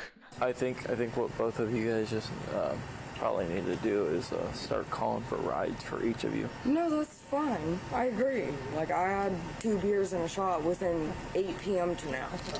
Yeah. Well, you're slurring your speech. So. Within 8 p.m. to now, it's 3:18 a.m. I am because of, like the heat. Once I get the green light and somebody turns mad at me, then that puts me into a certain place. I am sorry about that. Okay. I mean, like, if I need a write-up or a ticket, what the f***, I really don't care. I'm not trying to give you a ticket. I'm trying to tell you that I know. you need to call somebody to come get you. Yeah. The plate also doesn't return to this vehicle. Returns No, back it to returns to a Honda. How long ago did you get the car? Like, probably 40 days, like, on the point. I'm waiting till... How many days? Probably 40 days to the point. Like, I'm waiting till Monday. 40? Is that what you're saying? I'm not sure. Like, how many days I've had the car to the point. You're just slurring your speech so much I can't understand. I'm not slurring. I'm telling you. How many days? What? Was she slurring her speech? Around 40. Okay, that's better. You need to go get your phone. You need to call somebody to come get you in your car. That's not gonna happen. Huh? What's not gonna I don't know that anybody's gonna come get me. Okay, well, you're definitely... He's like, call somebody at 3:18 a.m. Call somebody. You know, all of your friends and family that are awake and definitely have their phone on ring at 3:20 a.m. Come on. Just call somebody. Come on. I could not. The way that he just so confidently said that to her. Probably not getting back in the driver's seat of that car, and he's not driving. Oh, for sure. Well, you're for sure not driving either. I agree with that, honestly. Like, I'm not mad at you guys. I promise. Well, okay. So. All right, so you need to have somebody come get you. Have somebody come get your car. I'm going to tell him he needs to have somebody else come get him. And also, the adrenaline of having to talk to... I'm constantly act out when a cop pulls up and I'm faded. you guys just need to stay separated, because clearly when you guys have both been drinking, you guys are both shit-faced. It's not a good place for you two, right? I don't know. Partner, can you call somebody? Can I tell you guys something so random right now?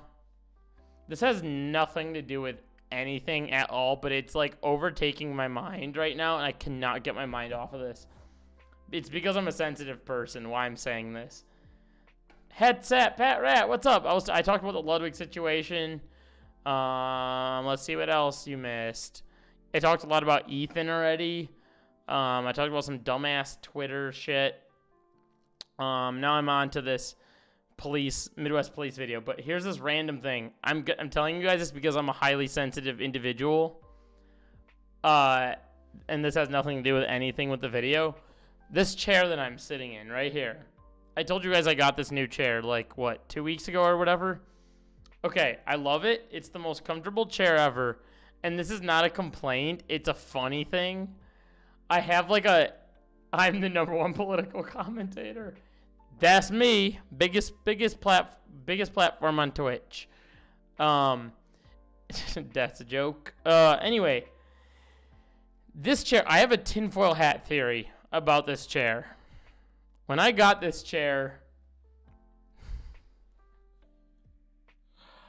I didn't develop this theory until like I was hanging out with one of my friends recently who was wearing a perfume that I'm now matching to the smell of this chair. But my tinfoil hat theory on this chair, I got it from this dude who was living by himself. And he claimed to me that his grandma had just got him this chair.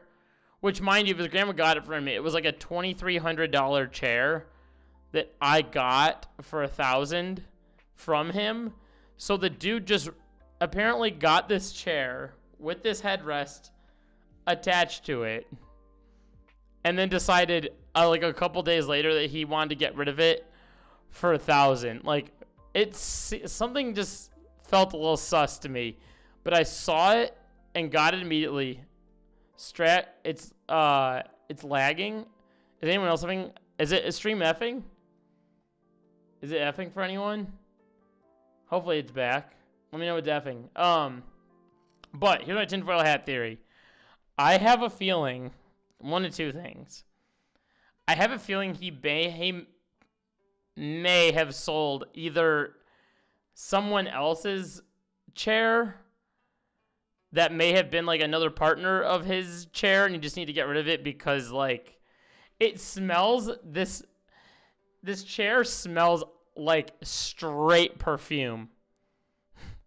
There's like a very specific perfume, and one of my friends was recently like wearing a perfume that smells identical to the smell of this chair. And after I smelled that perfume, I was like, oh my God, my chair smells identical to that. And unless the dude, maybe some guys out there wear perfume, but this dude did not smell like that when I like met him and got the chair from him. It's strictly the chair, and it just has the strongest perfume smell. So while I'm like streaming, special friend. Yeah. Friend. No, I'm just kidding. Actually a friend. But this chair just smells like perfume, and it's all I can think about when I'm like, I don't know why, like midway through that react, I'm just smelling a shitload of perfume all of a sudden.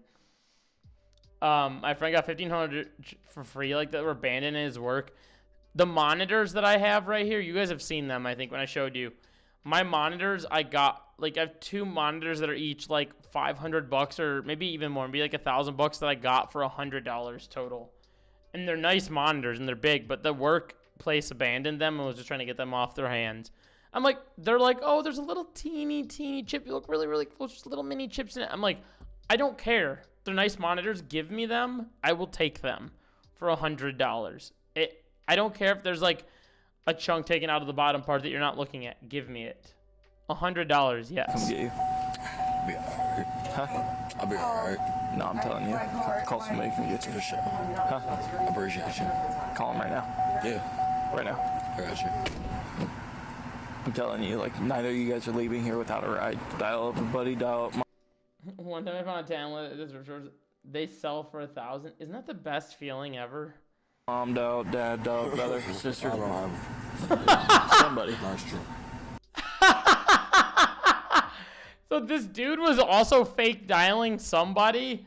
He got caught This, oh, you guys can't see it. Let me move my camera. Let me move my camera for you so you can see. So,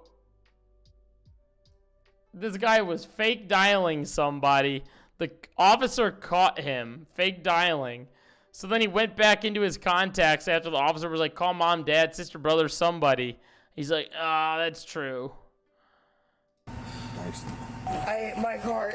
Okay, I'm gonna move my camera again because we're not looking at the phone anymore.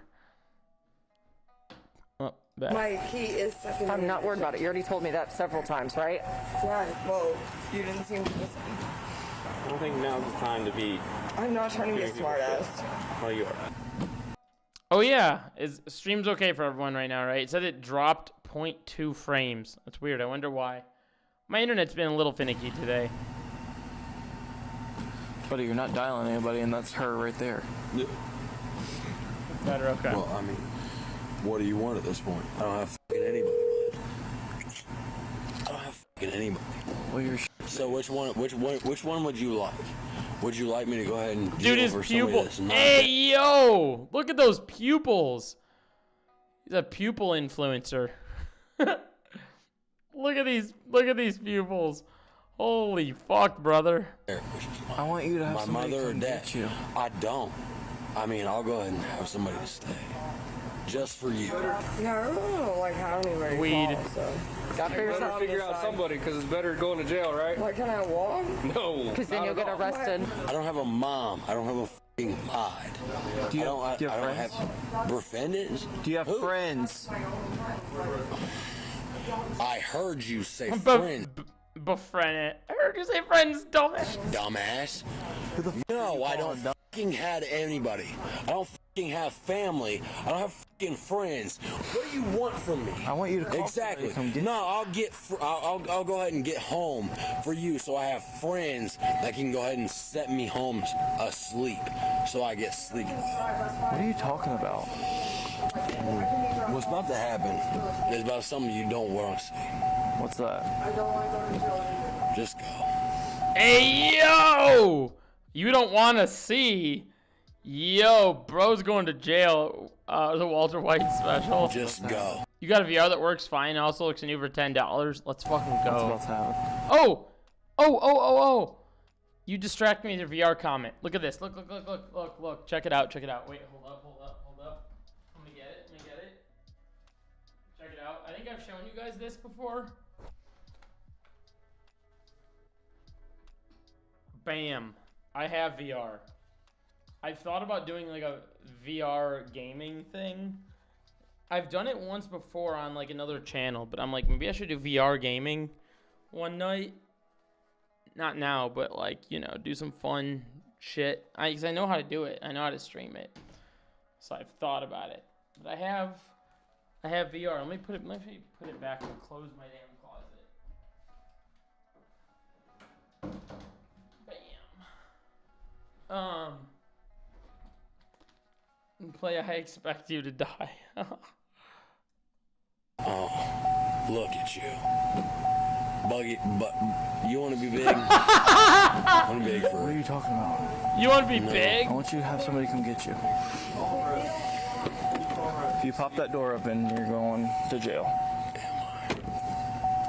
So. Oh, yo! Hey, yo! Am I?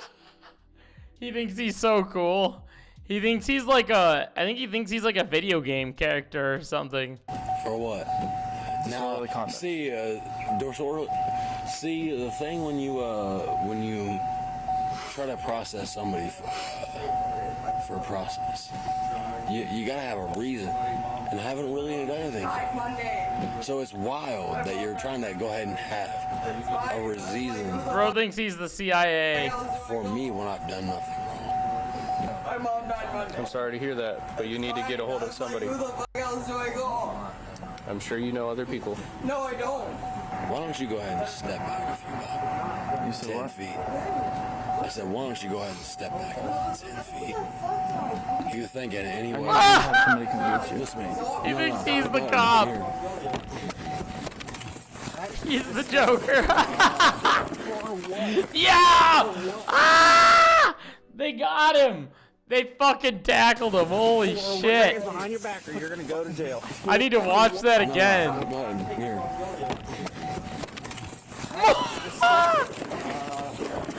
You think he's the Joker? Put your hands behind your back or you're gonna go to jail. Or you are going to jail now. Put your hands behind the back or you're going to jail. Quit resisting. Quit resisting. Or you are going to jail now. For what? I was trying to talk to you. I didn't even do anything. I didn't do anything. Yo, you know what's fucking funny about this? Like, there's a good likelihood this happened in Chicago. There's like a very strong likelihood that this was Chicago. Kelsey. Like, here, let me go to the comments. It might even say right here. Like, one was, okay, I can't show you guys this for my own, like, safety. But I was watching an episode on here one time. And it was, like, shortly after I moved into my new neighborhood. I saw a video on this Midwest Safety of a horrible situation that is, like, somewhere that I see on one of the walks I go on, depending on which direction I walk. But I was like, oh, my God, I totally saw this blank location on my walk, but it was like a whole litany of officers with like these giant guns pointed, and I was like, I'm watching something happen, and it was like posted 2 days ago, and I was like, what? I'm not gonna like say the situation of the video because it can be easy to find if I tell you what it is, and I'm not gonna say where or anything like that, but it was like, I was like, holy fuck. It was so scary. No. It was like I'm not going to say what it is, because if I say it, then you can search it and you can find it on this channel very easily. For what? What have I done? GeoGuessr. IRL GeoGuessr. So keep calling people. What's your phone number? 1%. Just But like, I promise I'm not doing anything else. But like, I'm not trying to go to step over here to this car. Come here. Just hang tight right there. Yep. Like, there's nothing harmful. Sit up. Who? There's nothing harmful. For what? I didn't do anything. For what? What did I even do? Dude, I have a broken ass leg. Damn, how come the cops are never this nice to me? It's because the guys, they give him white boy treatment. That's why. Like, what the f are y'all doing? For what? Dude. For what? What did just I do? sit down. What did I do? Like, I'm just trying to go home. I actually got into an argument with a conservative friend of mine recently over this. Over like treatment of cops with white and black people, and I was like, I cannot believe I'm having this argument right now. I did not know this person had this position on it. I had no idea till the conversation came up, but I was like explicitly being very strict on the fact that cops treat white, black, and brown people very differently, and this person couldn't like come to terms with that. I was like, how did we get here? Cops really took Dylan Roof to get buried before taking him to jail. Yep. Broken ass leg, bro. I'm not even trying to fucking be like. What do you mean? What did I do? Put your feet in. Damn, bro. What did I do? Like.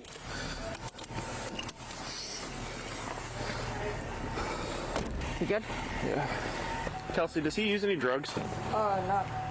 No. No, he did just have like hella surgeries. Okay. What do you have surgery on? His leg. How much do you have to drink tonight? Probably like 5-6 beers and a couple. For being the of number one political commentator. I still don't know if you red or blue. Dude. You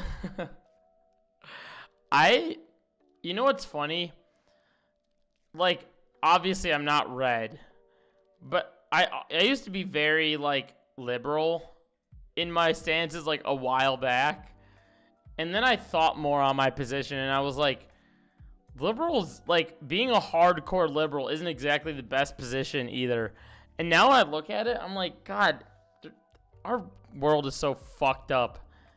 Just like, as long as you have, you know, a good moral compass, as long as you understand that, you know, that a genocide is happening in front of your own eyes, as long as you understand for basic human rights, and you're able to distinguish the difference in unequal treatment of others, and you're able to see the world problems from a lens that isn't just your own perspective, then I think you're gonna be okay. You know, and I don't know what position that puts me at, but I'm just like, I know that I stand in a fair enough political stance in my own opinion if I can distinguish the difference between right and wrong. And I had 2 beers. Like, I'm really not trying to go to. You said sometimes I can see both sides. So one of my friends recently, who is like a very liberal person, was explaining to me on the phone that, and it was funny because I wasn't even calling this person to talk, but we ended up talking about politics. We were on Zoom, and this person was telling me how he's liberal, but he's like, yeah, but there is like one part of like Donald Trump's like business there's like a business aspect of Donald Trump that I like, and I just kind of like okayed it. I was like, oh, okay, and then I moved on because I was like, I don't even want to like entertain that. But I was just like, I was like, I can look that up later on in my own thing, which some of you in here might even know what that person's talking about. But I was like, okay, because, you know, I wasn't on the call to talk politics, so I just, and it was kind of like a semi-work thing, so I didn't want to be like debating on that. Just so you know, I got your key out of the ignition for you. Thank you. Yep. Will the car go into Parker or reverse? Oh, look at this! Look! Start it. Watch this! Watch! The cop tries to start the fucking car. Watch this.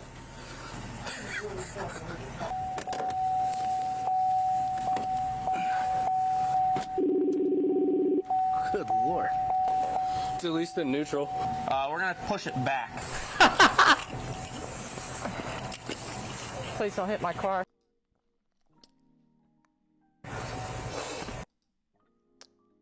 Headset Pat Rat, are you, I forget, you don't have to say if you don't feel comfortable saying it.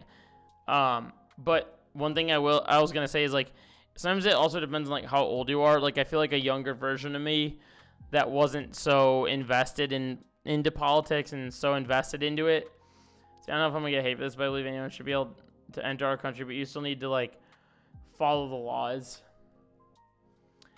Yeah, so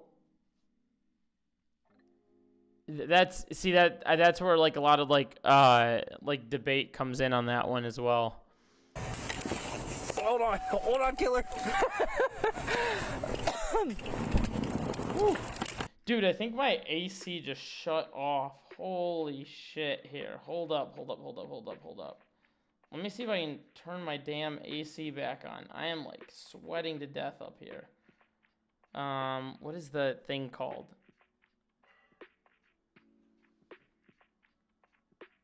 Let me see. Hold up. I need to turn my AC on here. What is the damn...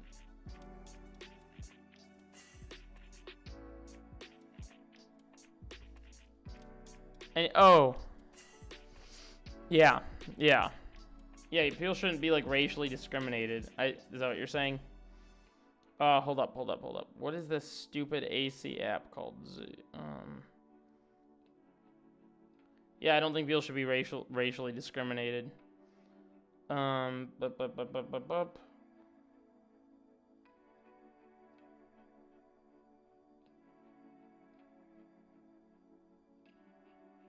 why I said it could be, but when you first said that, the way you positioned it, I was like,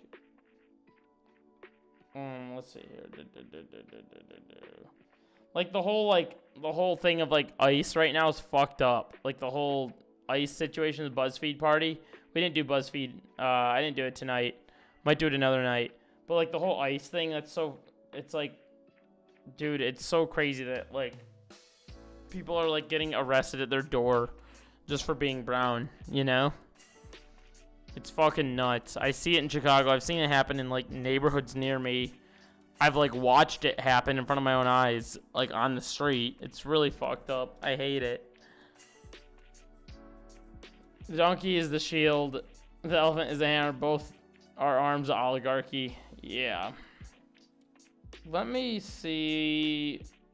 Guys, I cannot think of the damn app for my AC. I'm sorry, this is taking me a minute. I defo have an app for it, and I cannot think of the name. Shoot. Give me a sec here.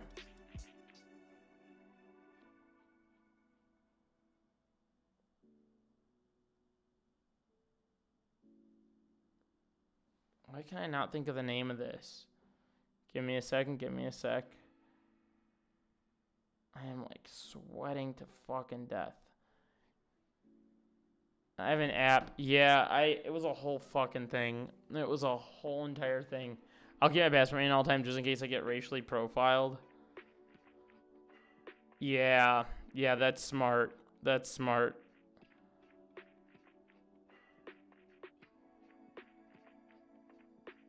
I have an app for my AC. Yeah.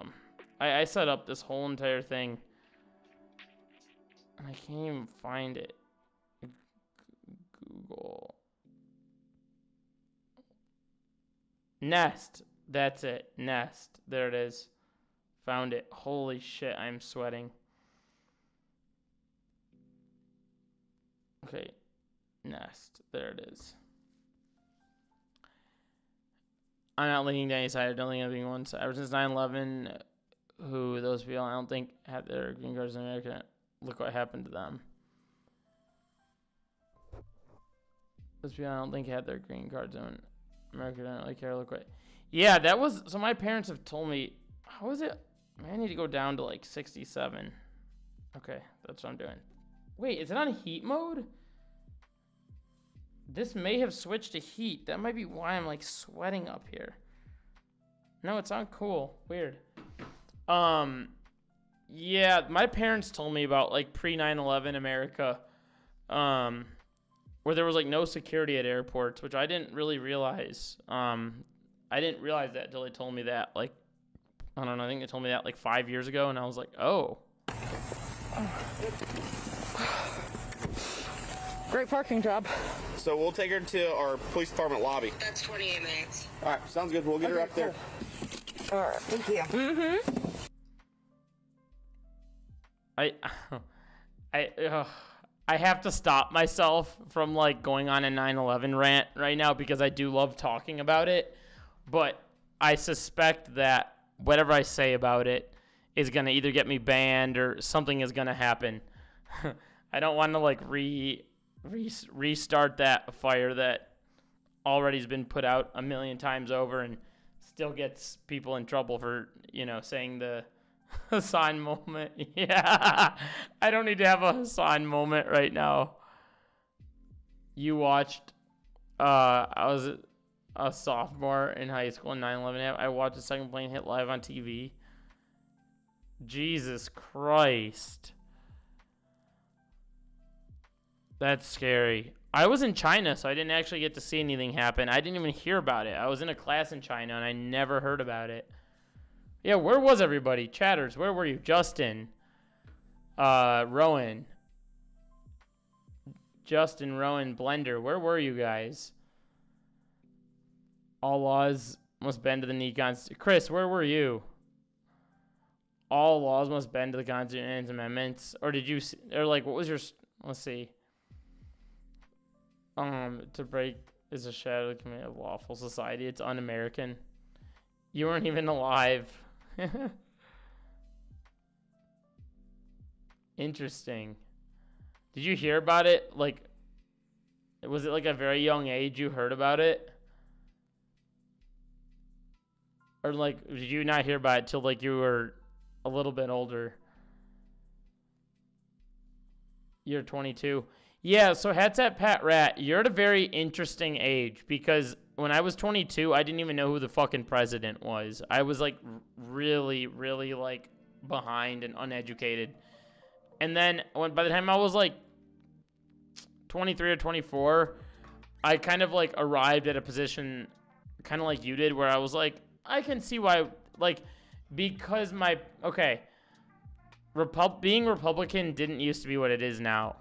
Being Republican is like fucking insane now. It's like you're just straight up like racist at this point. Like, it's being Republican is fucking insane at this point. But when I was growing up, being Republican wasn't what it is now. To a certain degree, where it was like the average suburban family from anywhere that I was Republican. And it was like maybe during the George Bush era and a little before then.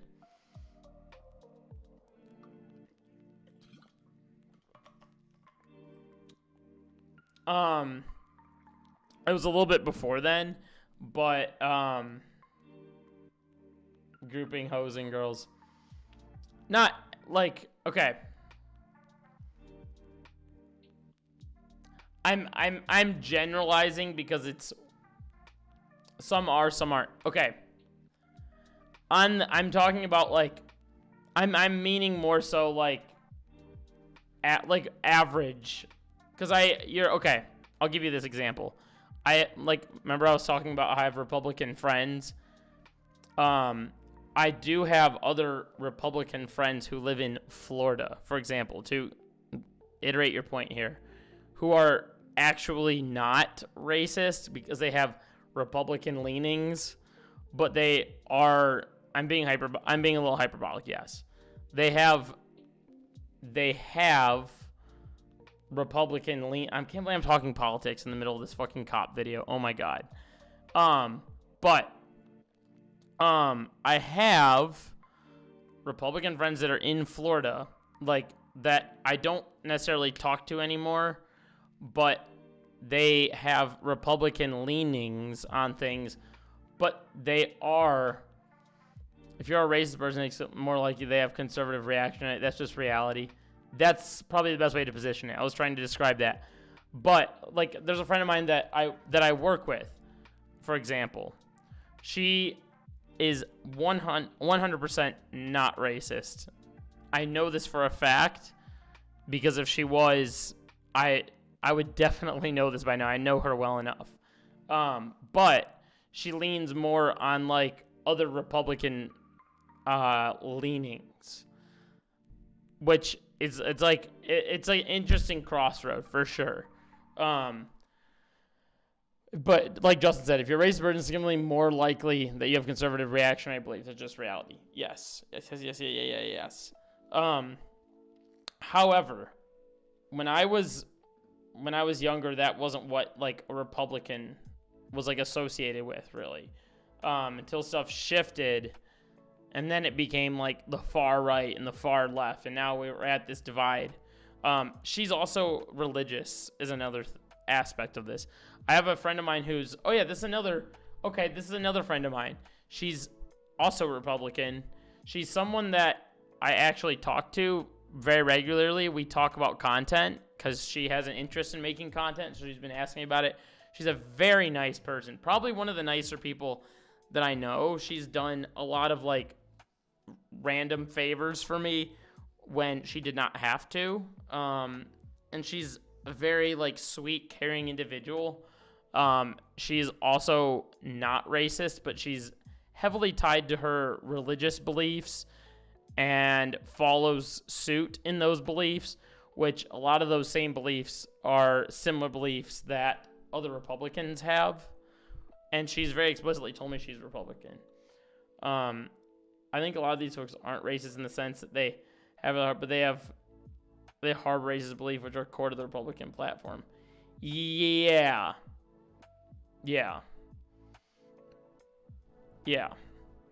And I'm not defending, by no means am I like defending all Republicans or whatever, anything like that. Why is it so fucking hot? Holy shit, I'm like sweating up here. But the vast majority of like Republicans that I run into, the vast majority of like Republicans that at least I run into, there's like do end up having other beliefs that arrive at racism. I say as someone who was raised conservative and didn't have hate in my heart, but did believe some racist concept. Then I got a history degree and snapped out of it. And that's another thing too. Like, you can always educate yourself and become older, and you will shift in your like politics. Dissolve 1,000-year-old hatred in 100-year-old bottle of whiskey. Yeah. Exactly. You have these metaphors. Chris with the metaphors. Fucking sick. I think you can like harbor a lot of like racist beliefs real easily because like my views would be considered extreme, but that's okay. I like that Wi-Fi hangs out in here. Like actually, like we talked about this in the last stream. You have like some diametrically like opposing opinions I do, but you're still like, hey, I have a good enough heart and conscience to want to hang around in here still, you know? It's cool. So Wi-Fi red or blue. Politics are divisive. That's it's weird. It's really weird. Here we have a mismatched plate, a shifty driver, and a passenger who's about to boil over. And that's absolutely more than enough for police. Meredith, how are you? I'm happy to see you in here. Long time no see.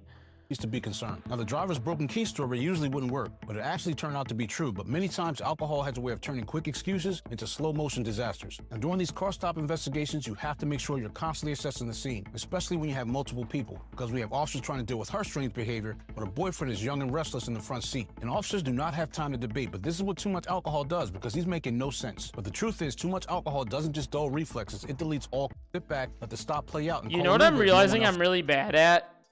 This is like a personal thing that I need to work on when it comes to streaming. But one thing I'm very bad at, and you guys have probably noticed me do this like time and time again. I have ADHD, but if I'm reacting to something and then another topic comes up that's like totally different, I'm not blaming any of the chatters, by the way. I'm just letting you know this is my own downfall.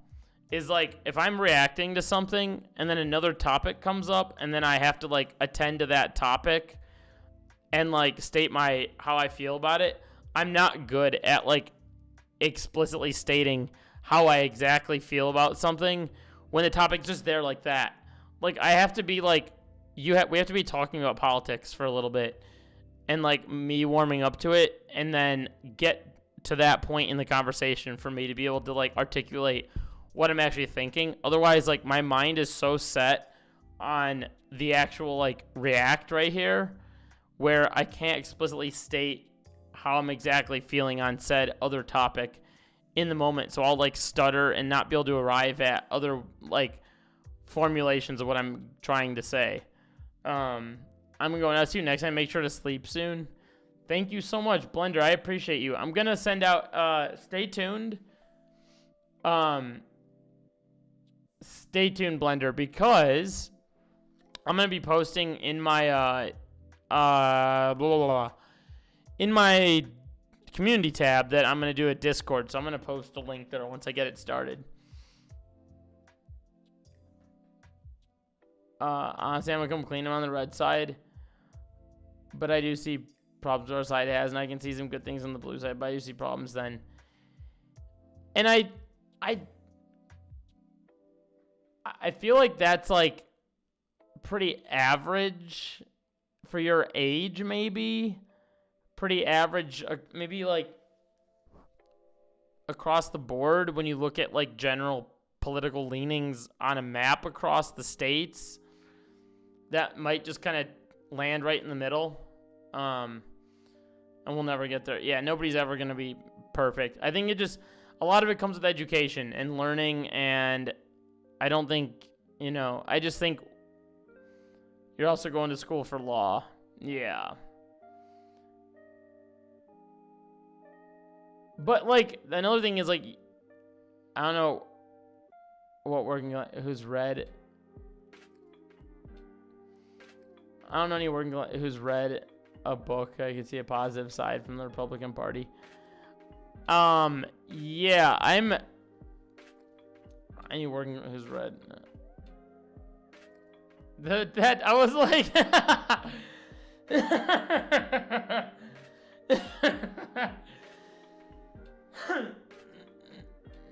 I'm dying. Yeah. This was available, but it's like people have a. Okay, what was that video? One of you chatters mentioned some video. I might get to that. What is? Did I get through everything though? Oh.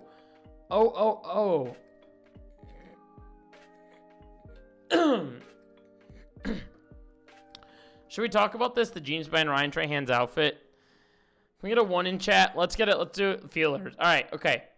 Let's put feelers in chat. Okay. I'll tell you this. I'm kind of nearing the end of stream because I do want to sleep soon. But 1, if you want to go talk about this Ryan Trahan video, this is more of like a fun thing. 2, if you want me to talk to chat for a little bit. So chat. Talk to chat to end stream, or watch video then end stream. 1 is video, 2 is chat. We got a 1.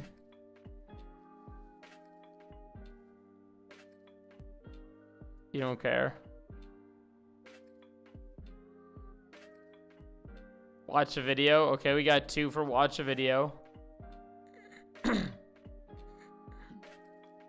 about you, Chris and Justin?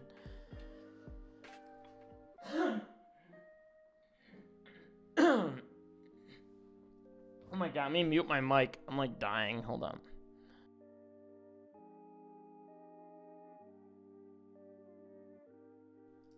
Alright, I'm back. It's funny you're getting ready. I'm pounding water before a 5K. Holy shit. That's awesome. Do whatever. Alright. Let's talk about this Ryan Trahan. We got 2 1s. Let's get this. Let's frickin' do it. This is the Genius behind Ryan Trahan's outfit. Now, the reason I feel inclined to talk about this is because Ryan Trahan has been doing a series lately of 50 Airbnbs in 50 days, and him and Haley Pham, his girlfriend, who's also another YouTube content creator, have been, his wife, have been traveling across looking at these, like the top rated Airbnbs. It's a series I wake up and watch every morning. They actually got into a controversy a while back. Like, this is a long time ago, and then they totally cleared the air of the controversy, like, very quickly somehow.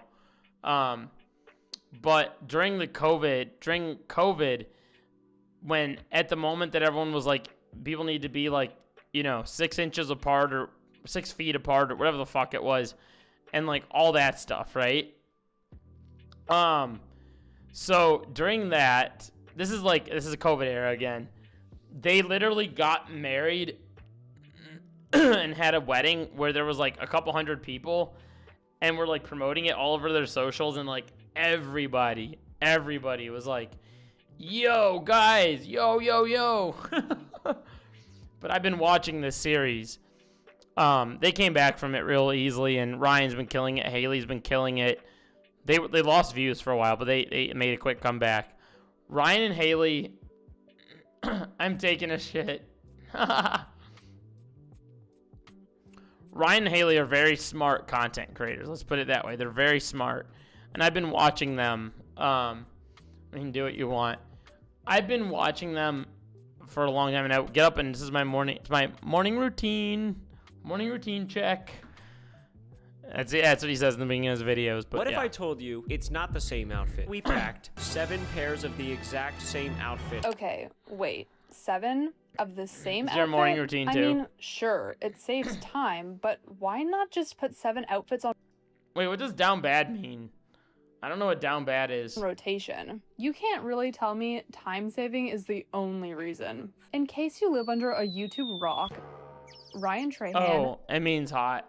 Yeah, she's pretty. This guy is currently filming one of the most ambitious daily YouTube challenges ever.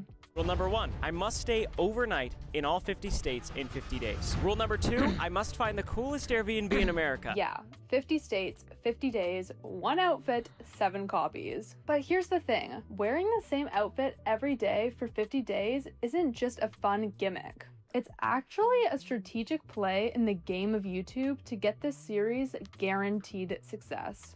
Even before Ryan addressed the elephant in the room, fans caught on to his little repetitive wardrobe, wondering what on earth compelled him to wear the same white t-shirt every day.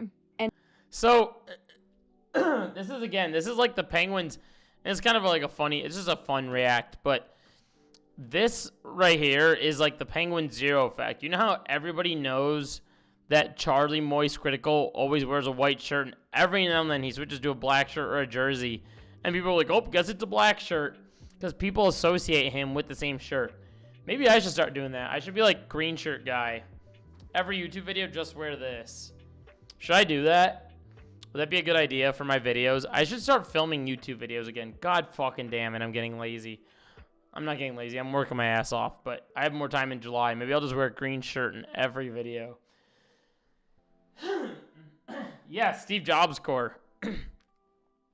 The RV shirt? What shirt was that? And trust me, once you see the secret reasons behind wearing this simple white tee, you'll never unsee it. Now, Ryan says it's to save time. Oh, Jesse Pinkman. We're going to make it to all 50 states in 50 days. We need to be efficient with our time. We can't be wasting time trying. You think that would get me views if I do Jesse Pinkman reacts? Should I do that? Title the video Jesse Pinkman reacts to Ryan Trahan video? Same thing for continuity. I should for one video, just Jesse Pinkman reacts. It might piss some people off. People will be like, oh, I thought Jesse, but fuck it, who cares? It'd be kind of funny. Trying to pick out an outfit. They do have good energy. Honestly, while that's true, that is such a small reason in comparison to the full truth. After doing some digging, wearing the same outfit really does allow for one less thing to think about. It's proven to save up to 20 minutes a day, enough time for Ryan and Haley to drive 22 miles down the highway without stopping. So when you're planning where to sleep, what to eat, how to get to the next state, not picking between blue or red might seem tiny, but it does add up. Yeah, okay. This is like another thing when I was talking about getting older. This is not something that like registered with my man brain till I got a little bit older, till I was like 18, maybe 19. I realized this. But like the drastic difference in like the time it takes men versus women to get ready. Like a switch flipped in my brain at that age where I was like, holy fuck. Like us guys have it easy. We get ready, we just throw on a shirt and some pants and we're out the door, you know, like we'll put on a freaking towel over our head and walk out the door and we're like, we're good, you know. Where it's like I'm sure she still has to do like her makeup and still has to do like maybe like her nails, or still has to do like whatever, like her hair, etc. Like that shit takes so much time, especially being on camera and like being as big of an influencer as she is. She's not just gonna like crawl out of bed and get on camera immediately, you know? And we don't give a fuck as men, but as women, like, women will get like roasted online for that. Like, I've just heard this from other women that are like online that make videos where they're like, oh yeah, guys will comment and be like, you look fucking ugly today. What's wrong with you? It's like, yo, the one time she doesn't wear makeup and that's what you say? Jammy time. Yeah. And Ryan's not the first to cut the mental clutter. Steve Jobs, Mark Zuckerberg, and even Obama have talked about wearing a uniform to save brain power in order to keep space for the bigger picture things. Okay, so that's one point for Ryan. But we're just scratching the surface of why this style choice is actually genius. Things get interesting when we dive into Oh yeah, I don't know about her makeup. I haven't watched her content in a while. Does she say that in the series already? Does she say she doesn't wear makeup? Psychology. Our brains I wouldn't be surprised if she's just didn't down bad exceptionally. You're behind on stream, Chris. Sexually attracted to another, to his blue ball so deep that your horny levels exceed your survival. That's the Merriam Dictionary. I wonder what Urban Dictionary patterns, says. familiarity, and trust signals. And this simple outfit hits You can all see the difference. 3. Let me explain. In the 1960s, psychologist Robert Zajonc, honestly, I don't know how to say that, found that simply seeing something about 5 to 7 times makes us not only recognize it faster, but actually makes us like it more. We now know this as the mere exposure effect. Meaning, when Ryan shows up 50 days in a row wearing the same white tee and blue shorts, by day 5, your brain has already decided, I know this guy, I trust this series, I kinda like it. So guys, I have a question for you, chat. Do you trust me? Wearing my green shirt. Do you trust me?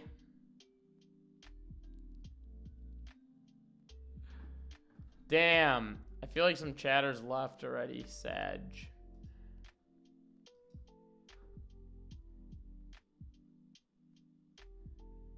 You keep changing shirts. Fuck! Damn it! Fuck!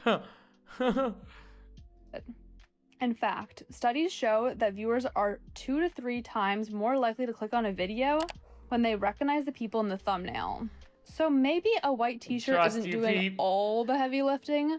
Ryan's curly hair really helps too, but it certainly doesn't hurt. This trick isn't new. Cartoons have done it for decades to lock in recognition. Stacy, you look just like Ferb! Do you really think The Simpsons couldn't update Bart's shorts or Lisa's red dress after 30 years? Sure, their yellow skin does most of the work, but the outfits stick around for a reason. The same repeated look becomes part of the creative. You know what's really funny? Like, this stuff is actually, like, this girl's like, dude, this is like the fucking coolest video. This girl's awesome. She has a lot of really good points. Like, these are all things that, like, there's another channel, this other girl's named, like, April Lynn something, who makes, like, YouTube videos about stuff like this. We are, like, conditioned as human beings to, like, see one thing and associate with another. Like, you might not recognize someone's name, but you might recognize someone because, like, you're like, oh, yeah, that person has, like, the fucking, like, rainbow curly hair that I saw. So you're gonna look for the rainbow curly hair person next time you're out, and you're like, oh yeah, that's that person. Like, we're just like that as people. Creator's brand, and Ryan's plain white tee and shorts are no exception. When you think about it, with Ryan and Haley in a different state every single day, having one thing that stays the same ties it all together. Their overall look, outfits included, are the anchor that keeps the whole series feeling like one story. Physiology, psychology. So whether they're in a cabin, a bunker, or a nut, No way! It's the nut house. It feels cohesive. But here's what most people don't realize. Repetition doesn't just build recognition, it builds trust. This is classic signaling theory. Think about a police uniform or a doctor's white coat. We see it all the time, so we instantly trust what it represents. Same goes for consistency. This video is so fucking nerdy in the best way possible. I feel like I'm teaching a class right now while watching this. This girl is teaching, obviously doing the, like, brute end of the, like, learn of, like, the teaching in this case. But it feels like I'm, like, putting on a video to, like, teach a class. Consistency bias, which explains that we trust people more when their actions line up with what they say. So Ryan saying he is dedicated to raising money, as you guys know by now, Haley and I's dream is to raise $1 million for St. Jude, and also is choosing to wear the same thing every day, drives. They've raised like 2.7 million they've raised so far for St. Jude's Children's Hospital. It's fucking crazy. Home the idea that he is dedicated. He doesn't just say he is committed, he shows it by wearing the same thing. Oh my gosh. And this really works. One branding study found that 81% of people say trust is the #1 reason they support a creator or brand. For Ryan, the trust means clicks, more views, and yes, more donations for St. Jude's. Plus, we also have stats to show that consistent branding can even increase revenue up to 23%. So whether you're selling a product or raising money for a good cause, trust and consistency pay off. Which is why when our brains see the same white shirt, the same shorts, and God, if I make reels ever again, I gotta wear the same fucking shirt when I make reels from now on. the same mission for 50 days straight, we recognize the content, we click, and we support. So this isn't just a smart packing hack. It's smart psychology in action. But of course, it doesn't end there. Even more mischievous than the psychology tricks Ryan is playing is the filming and editing techniques hiding in plain sight. I filmed pretty much the entire video with my iPhone. As a video editor myself, I know exactly Whoa, what I have that camera. Dang, iPhone and FX3. When you want to shuffle scenes around and I have your that vlog, tripod. What the fuck? I have that same tripod. I have the Ryan Trahan setup. Let's creators go. changing outfits, you can easily think, I want to put this scene at the start and shuffle this one to the back, but you can't. Because in one clip, they're dressed like Lord Farquaad, and in the next, they're back in a plain white tee. It is simply continuity chaos. This is exactly why reality shows like Survivor, which Ryan and Haley are slowly convincing me to watch, make contestants wear the same clothes for days on end, so editors can easily move around scenes in orders that look. He's trying to be so bad. Wait, is this the tea spill girl? This feels like it might be the tea spill girl. You know, doesn't this sound like her? Blue pants and a love for Texas. Hell yeah, cowboy. Bear in mind, they are not actually reacting to each other. None of this is actually happening, but the editors work their magic to make it appear as if it is. Ryan is no different. By sticking to the same white t-shirt and blue jean shorts, his editors can shuffle clips around, reuse B-roll, or drop in shots from totally different states, and you'd never be the wiser. And while I don't think his editors, shout out to Zach and Cohen, are moving clips around like puzzle pieces every day, every other editor would sell their soul for the luxury to be able to do this. And speaking of those two, Zach, Cohen, how are you guys holding up? I can't even imagine the mountain of footage you're scrolling through every single night. Anyways, I was staring at these perfectly clickable masterpieces and thinking, how on earth does he have time to do all of this? Travel to a new state every day, film a vlog, approve the edits, plan the next date, and somehow shoot a flawless thumbnail, all while praying the Wheel of Doom doesn't go off. Which, let's face it, is a full-time job. But then it hit me. I'm not gonna lie. What if Ryan... Part of what keeps me watching this whole series is that Wheel of Doom, because anything can go... I feel like a little kid. Like, I feel like a little kid that's entertained by this. Because, like, it seems like such a little kid game, but it's very, like, entertaining. Because it's like, what's gonna happen with the Wheel of Doom? What... Is it gonna reset them? Is it gonna make them split apart? Is it gonna make them not have any Wi-Fi? Like... I keep wondering what the fuck's gonna happen. Somehow shoot a flawless thumbnail, all while praying the Wheel of Doom doesn't Yeah, Wheel of go Doom's off. cool. Which, let's face it, is a full-time job. But then it hit me. What if Ryan didn't shoot these thumbnails They got two on Dooms the on road the... I know, I saw that. all? Think about it. He could easily grab a good quality image from the Airbnb listing, or take one quickly when he arrives, then just layer on pre-shot photos of his face. If he really needs a new photo of his face, he could just... Okay, this is like the Hassan reacts thing. Have you guys ever noticed this? Like, here, let me show you. Wait. Okay. Have you guys ever noticed, like, the Hasanabi Productions channel? Wait, did my keyboard just go out? My keyboard went out. No. I need new batteries, mate. I have no batteries left. Okay. YouTube.com. Like, okay, if you go to Hasanabi Productions. Oh, there's 9 of you in here. Oh, you know who I like watching lately? Sorry, I went to my feed and looked. I like watching Tara Yummy. Fun-ass channel to watch. But... Look at this, Hasanabi Productions. I don't know if you guys ever noticed this, but it's literally, look at this. It's literally like the same faces this person keeps and just puts the same face on different like moments of videos. Like it's like I've seen this face a million times. I've seen this face a million times. Maximum ADHD, yeah. Like look at this. This face gets used. It's just a rinse and repeat of this, the same Hassan faces, you know? And that's kind of what's going on here. Like, look at that. Just take it quickly last minute. But at the end of the day, he didn't need to wait last minute and take the photos on the day of, thanks to the continuity of wearing the same outfit every single day. He could literally just have a giant folder full of different facial expressions all in the white t-shirt that his editors can pick from and make them into awesome thumbnails. It works because viewers rarely notice, and even if they do, they don't care. Quick side note, if you go look at Ryan's bunker thumbnail, I'm not gonna lie. I'm saying it. I'm gonna say this. I feel like this is a hot take.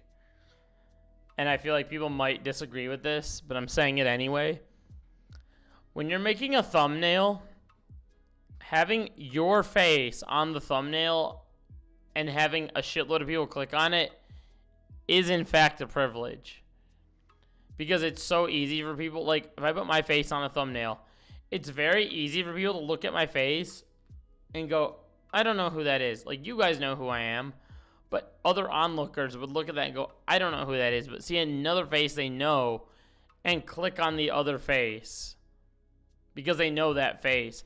So you're like fighting faces almost. So like, if you build your brand in the right way, like, okay, Headset Bear saying it depends. Yes, this is how it depends. If you do like a collab with other YouTubers and people have seen you in other videos, then they see your face on the thumbnail. Then they're going to be like, okay, now I know who this is, right? Because they've already associated you with maybe Mr. Beast because you're in a Mr. Beast video or whatever. Like, that was kind of how I started clicking on Susie videos. Because of the work from the past. Or the work from the past. Yeah. So, like, having your face in a thumbnail, I feel like is a big privilege already.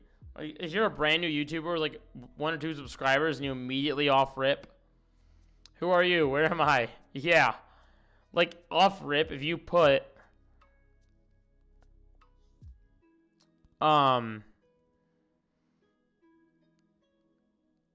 Dude. Oh my god. I have this, like... This happens to me. I need to have, as much as I love politics, I need to have one stream where I don't talk about it, because I have this like weird thing that happens to me every time I talk about it, where it gets towards the end of stream, and every time I bring up politics, I get to the end of stream, and then this thought comes in my mind, and it creeps up on me, where I start thinking, oh god, did anyone just decide they don't like my streams anymore because they heard something they don't like? And it just seeps up on me, and I cannot get it out of my head, and it kills me so much. And then I get all worried, and then I start getting all self-conscious about everything. This happens every time I bring up politics on the stream. Oh my god. It's happening right now. Once you build up the work, then you become recognizable. Yeah, you have to build up the work to become recognizable. And now the Earth Hut too. The real Airbnb does. You're fine people who like you. I'm being like super vulnerable tonight about my like shortcomings on stream. Doesn't even look like the thumbnail. But did you care? Nope. You clicked, got an awesome video, and your brain moved on. Yeah, that's true. That's the power of good bait. So that's it. Wear the same outfit, and just like that, Ryan's cracked the code. He saves time, catches instant recognition, and gives his editors a secret superpower. That's all there is. How do you guys feel about fast editing? I feel like a lot of his cuts when I'm watching Ryan Trahan videos, it's like da da da da cut, da da da da cut, da da da da cut. Like for me, when I'm making videos, I'm like cut.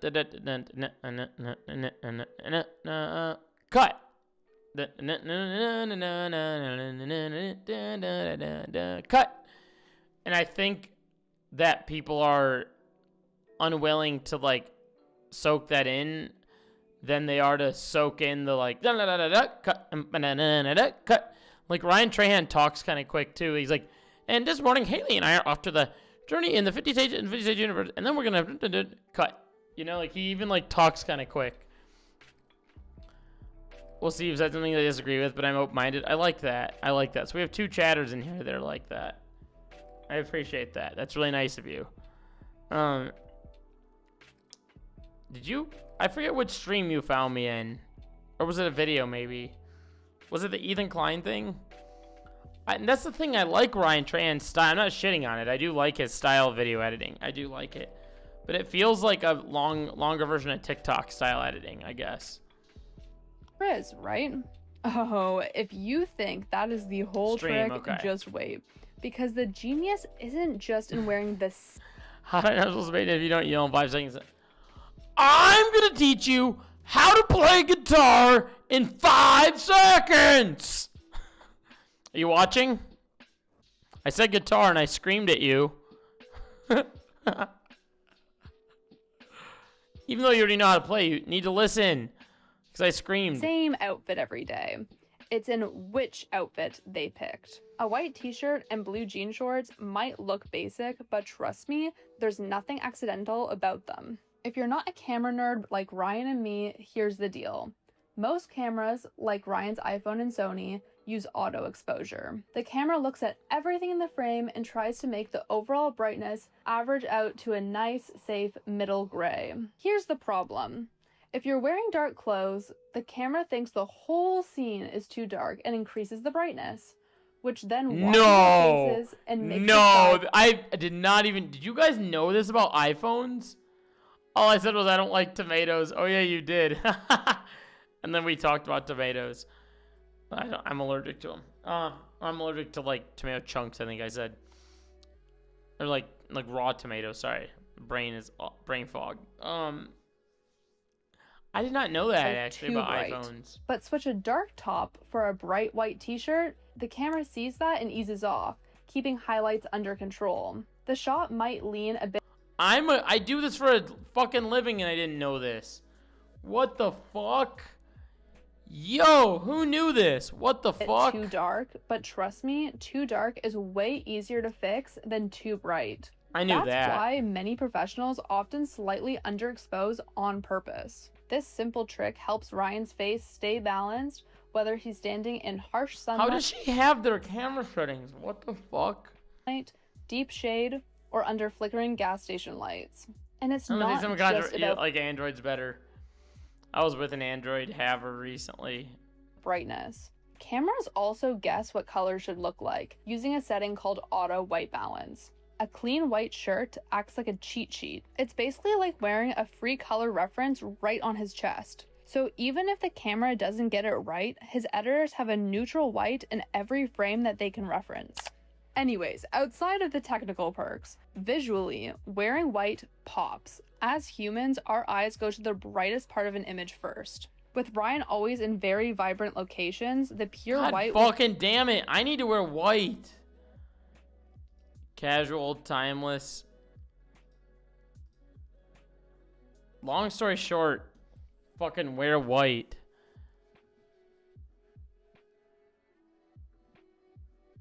God damn it. A built-in highlighter. Wherever they go, forests, deserts, your eye locks in on Haley immediately, right alongside Ryan. It's color theory at work. Blue and yellow sit directly opposite each other on the color wheel, which means they naturally complement and intensify each other. So both of their blue shorts and Haley's yellow top create a balanced, visually satisfying contrast. White, as we mentioned, signals simplicity, honesty, and reliability. All the qualities that make Ryan feel like the trustworthy... So I'm a dishonest person. I'm not wearing white. Fuck! Chat, are you guys wearing white right now? I'm looking at you. If you're not wearing white, you're dishonest. Sorry. Hate to break the news to you. I don't like having anything to do between my phone and PC through the iTunes app. Yeah. Do you guys remember iTunes? Every man you root for. Meanwhile, yellow is scientifically shown to trigger... My dog, if I wear a plain white shirt. I'm wearing undershirts. Oh my god. Yikes. I use Amazon Music. Your feelings of warmth, friendliness, and happiness. So Haley's yellow top cements her role I never trust people as in the white. cheerful, Good, because I'm only gonna wear white from this stream on. positive spark in the duo. I'm actually wearing white underneath exactly what she this. brings No, to I'm the just kidding. series through her constant. Maybe people are gonna give me shit. Look at this. I wear a ton of black shirts. Let me see. Let me show you guys something actually. Let me see if it's still a thing. Oh, right here. I'm wearing, this is the merch I'm wearing for this brand right now. A candle company's brand. They have some really cool candles. But I'm wearing their merch. They just got a new tee, limited tee, yeah. I'm wearing my shirt that had, there's my shirt right there. That's my shirt. Vandal Candle. Yep. That's right. That's right, folks. Where did it go? Free promos. I wear lots of black, but I'm not emo. Trust. You might be emo. Just saying. Smile and playful banter. It's really awesome seeing I how just far try you've come from being light so colored bad. t-shirts. The color choice subtly plays in. Cool Chicago local brand. Yeah, it is actually. Yeah, it is. It's I don't know. Chill little brand. Hand makes the Her candles. vibe of being the light-hearted adventurer who offsets Ryan's sometimes stressful planning. Did not expect to be doing this so soon. You ready, Haley? Yeah. 3, 2, 1. If you put it all Chicago together, you got a mention. color palette that is so well designed, your brain loves it before Have you guys ever noticed me changing the locations on my stream? Sometimes I put your mom's house. There was a stream I did a while back that I put In-N-Out Burgers. This one I think I did Chicago. I changed the locations for like some streams, depending on how I'm you feeling. even realize why. So there you have it. What looks like a plain white t-shirt and simple blue shorts That's one you is never actually noticed. a clever way to save time, build trust, and make daily uploads possible, all while crossing 50 states in 50 days. So next time you see Ryan's white tee, remember, it's not laziness. It's a strategy, and you fell for it. I wonder what the comments. I did fall for it. I got fucking caught falling for it. Caught red-handed. I remember Ryan posted a new states video. Zach and Colin are holding up great. Good video. The main reason. Wait, let me see something. Let me go. Ryan Trahan. Oh, my thing. God, I need new keyboard batteries. I'm going to do that first thing tomorrow morning after my walk. Oh, you can't see his white shirt in this one. Can't see it now. It looks like he's wearing blue in this one.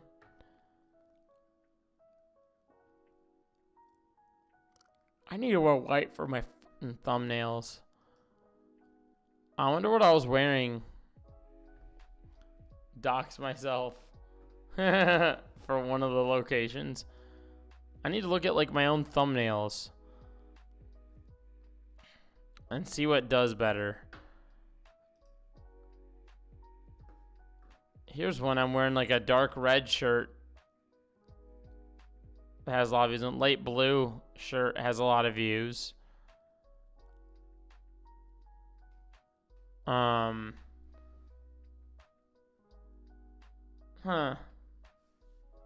None of these ones that have a lot of views.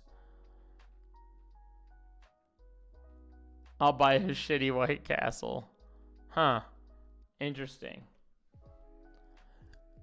Oh, Heads Up Bat Rap. Peace out. Thanks for hanging tonight. I appreciate having you here. I'll buy you an In-N-Out Burger and mail it to my place. Do it. Do it. I should get a P.O. box. You can put In-N-Out Burger in my P.O. box.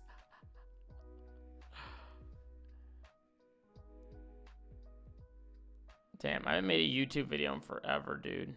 I need to make a fucking YouTube video. Jesus Christ. I need to film videos. Make Max film videos again. Make Max film videos again. Mama Fava.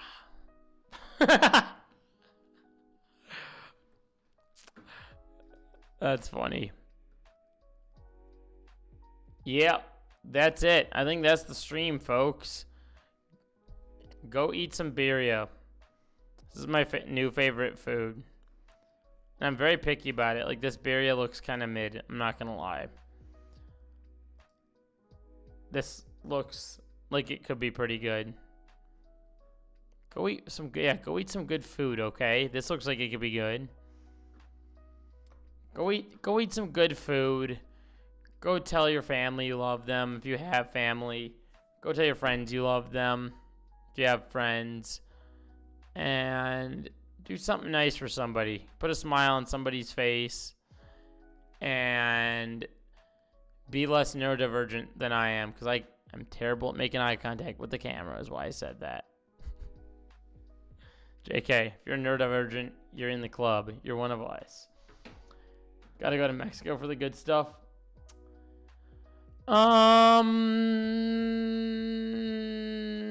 Yes. We're all doomed. Have a good night. We're doomed. We're on the, maybe we are the wheel of doom. All of us collectively are the wheel of doom. God damn it. I hope someone that's watching this VOD doesn't fucking get to that point in the Ludwig video where I meant to say harass and said the wrong thing and then gives me shit. I'm very frightened that could happen. But it is what it is. I'll state I corrected myself earlier. Someone better not do that. Ethan Defender destroyed. What is this?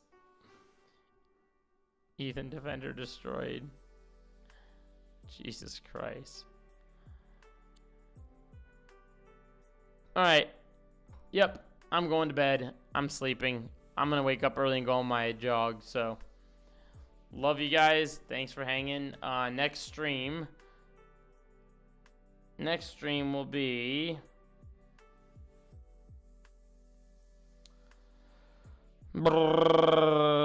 tomorrow, I think. I'm going to stream tomorrow. Rowan, you came back right at the last minute. Oh my god. Oh, Rowan's back. Rowan, you and someone else. Who was the other fucking person? Wi-Fi. Wi-Fi was the other person. I got really worried that I lost you and Wi-Fi. When I started talking about politics, I was like, oh my god. I was like, they definitely heard me talk politics and left stream. I was feeling really bad about it. I was so worried. I was like, god damn it. 2 people that hang out here left after I started talking about it with a chatter. Oh, thank god. I was so worried about that. You're playing The Sims. Let's go. Let's fucking go. Sims is the GOAT. What was that game that Curtis used to always play late at night on stream? He would like get on stream and play this one game at night. What the fuck game was that? It was on Twitch. It wasn't Sims. It was like... Oh, was it Minecraft? Was that what it was? I think it was Minecraft. Sometimes I'm like, damn, I should play Minecraft. So I used to enjoy watching him do that. But that is it. Preview in the P.O. box. Just end my... Yo.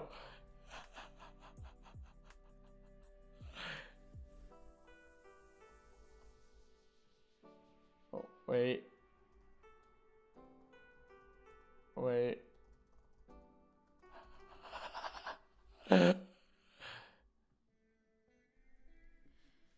Stunning lo-fi introduction, starting off the day.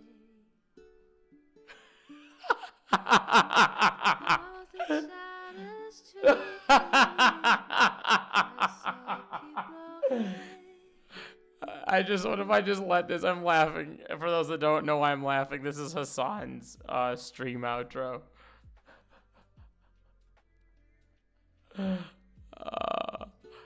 Just make this be my outro.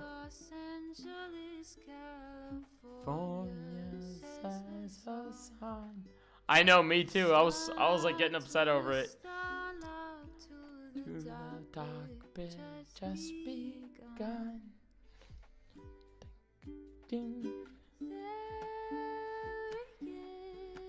Suck.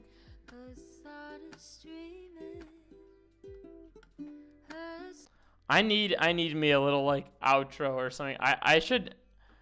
God, I wish there was a way you could like contact this girl. At some point, it'd be sick as fuck to have her make me a. She made another one too. This is like her newer version of it.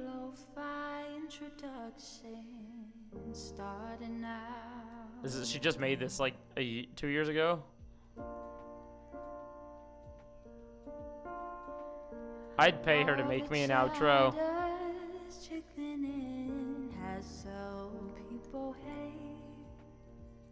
I'd be willing to pay her whatever the fuck she needs to do it. Why did that? Los Angeles, California says Hassan. All right, I am gonna get going. I am gonna get going here. I'm gonna make a Discord. I'll try to do that for the next stream. Next stream will be tomorrow night, 9 o'clock. What the hell is in? What the freaking hell? I have like something really sharp at the knee of my. What the hell is this? Ow! That hurt my knee. Ow! I had like a pointy metal thing in my like knee that was inside my sweatpants. Ow! That hurt so bad. Ow! All right, that's a sign I need to stop streaming. I am gonna stop streaming now. See you tomorrow night, probably 9:30, somewhere in that time frame. I will stream again. Love you guys. Thank you for hanging for the almost 3 hours tonight, and we will catch you on the flip side. All right. Peace. Should I do it? Should I do it? Starlight to the starlight to the topic just begun.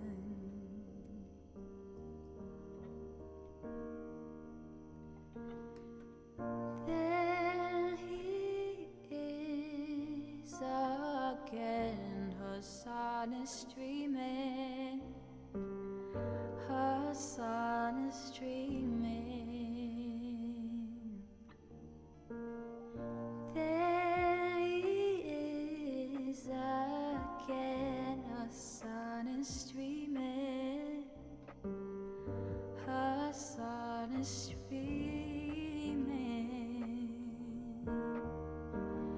Reviewing the P.O. box, Uncle Uger's face. Sudden discord at your prop, gray names take on race. Tiny Bernie Sanders, LGBTQ efforts. The whole left at your fingertips, on it at your door.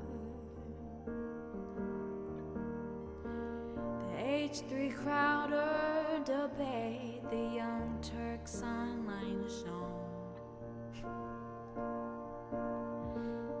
3-4 fucking years of this and plenty more to go.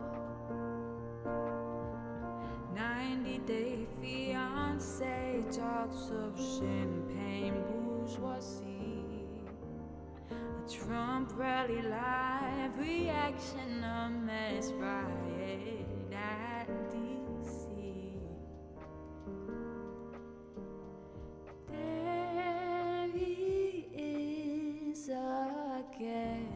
sun is streaming, a sun is streaming. There is again, the sun is streaming, a sun is streaming. Reading live stream fail comments, Austin show chat fights, and all the ways the right-wing pipeline can suck you in our life. JCS react, Lord frame gets broken, cover blown. A full-blown mess, pandemic, monsters streaming in your home. Total radicalization coming out to find the system you were taught to trust in was broken the whole time. All these daily streams, whether big or whether small, have helped me and so many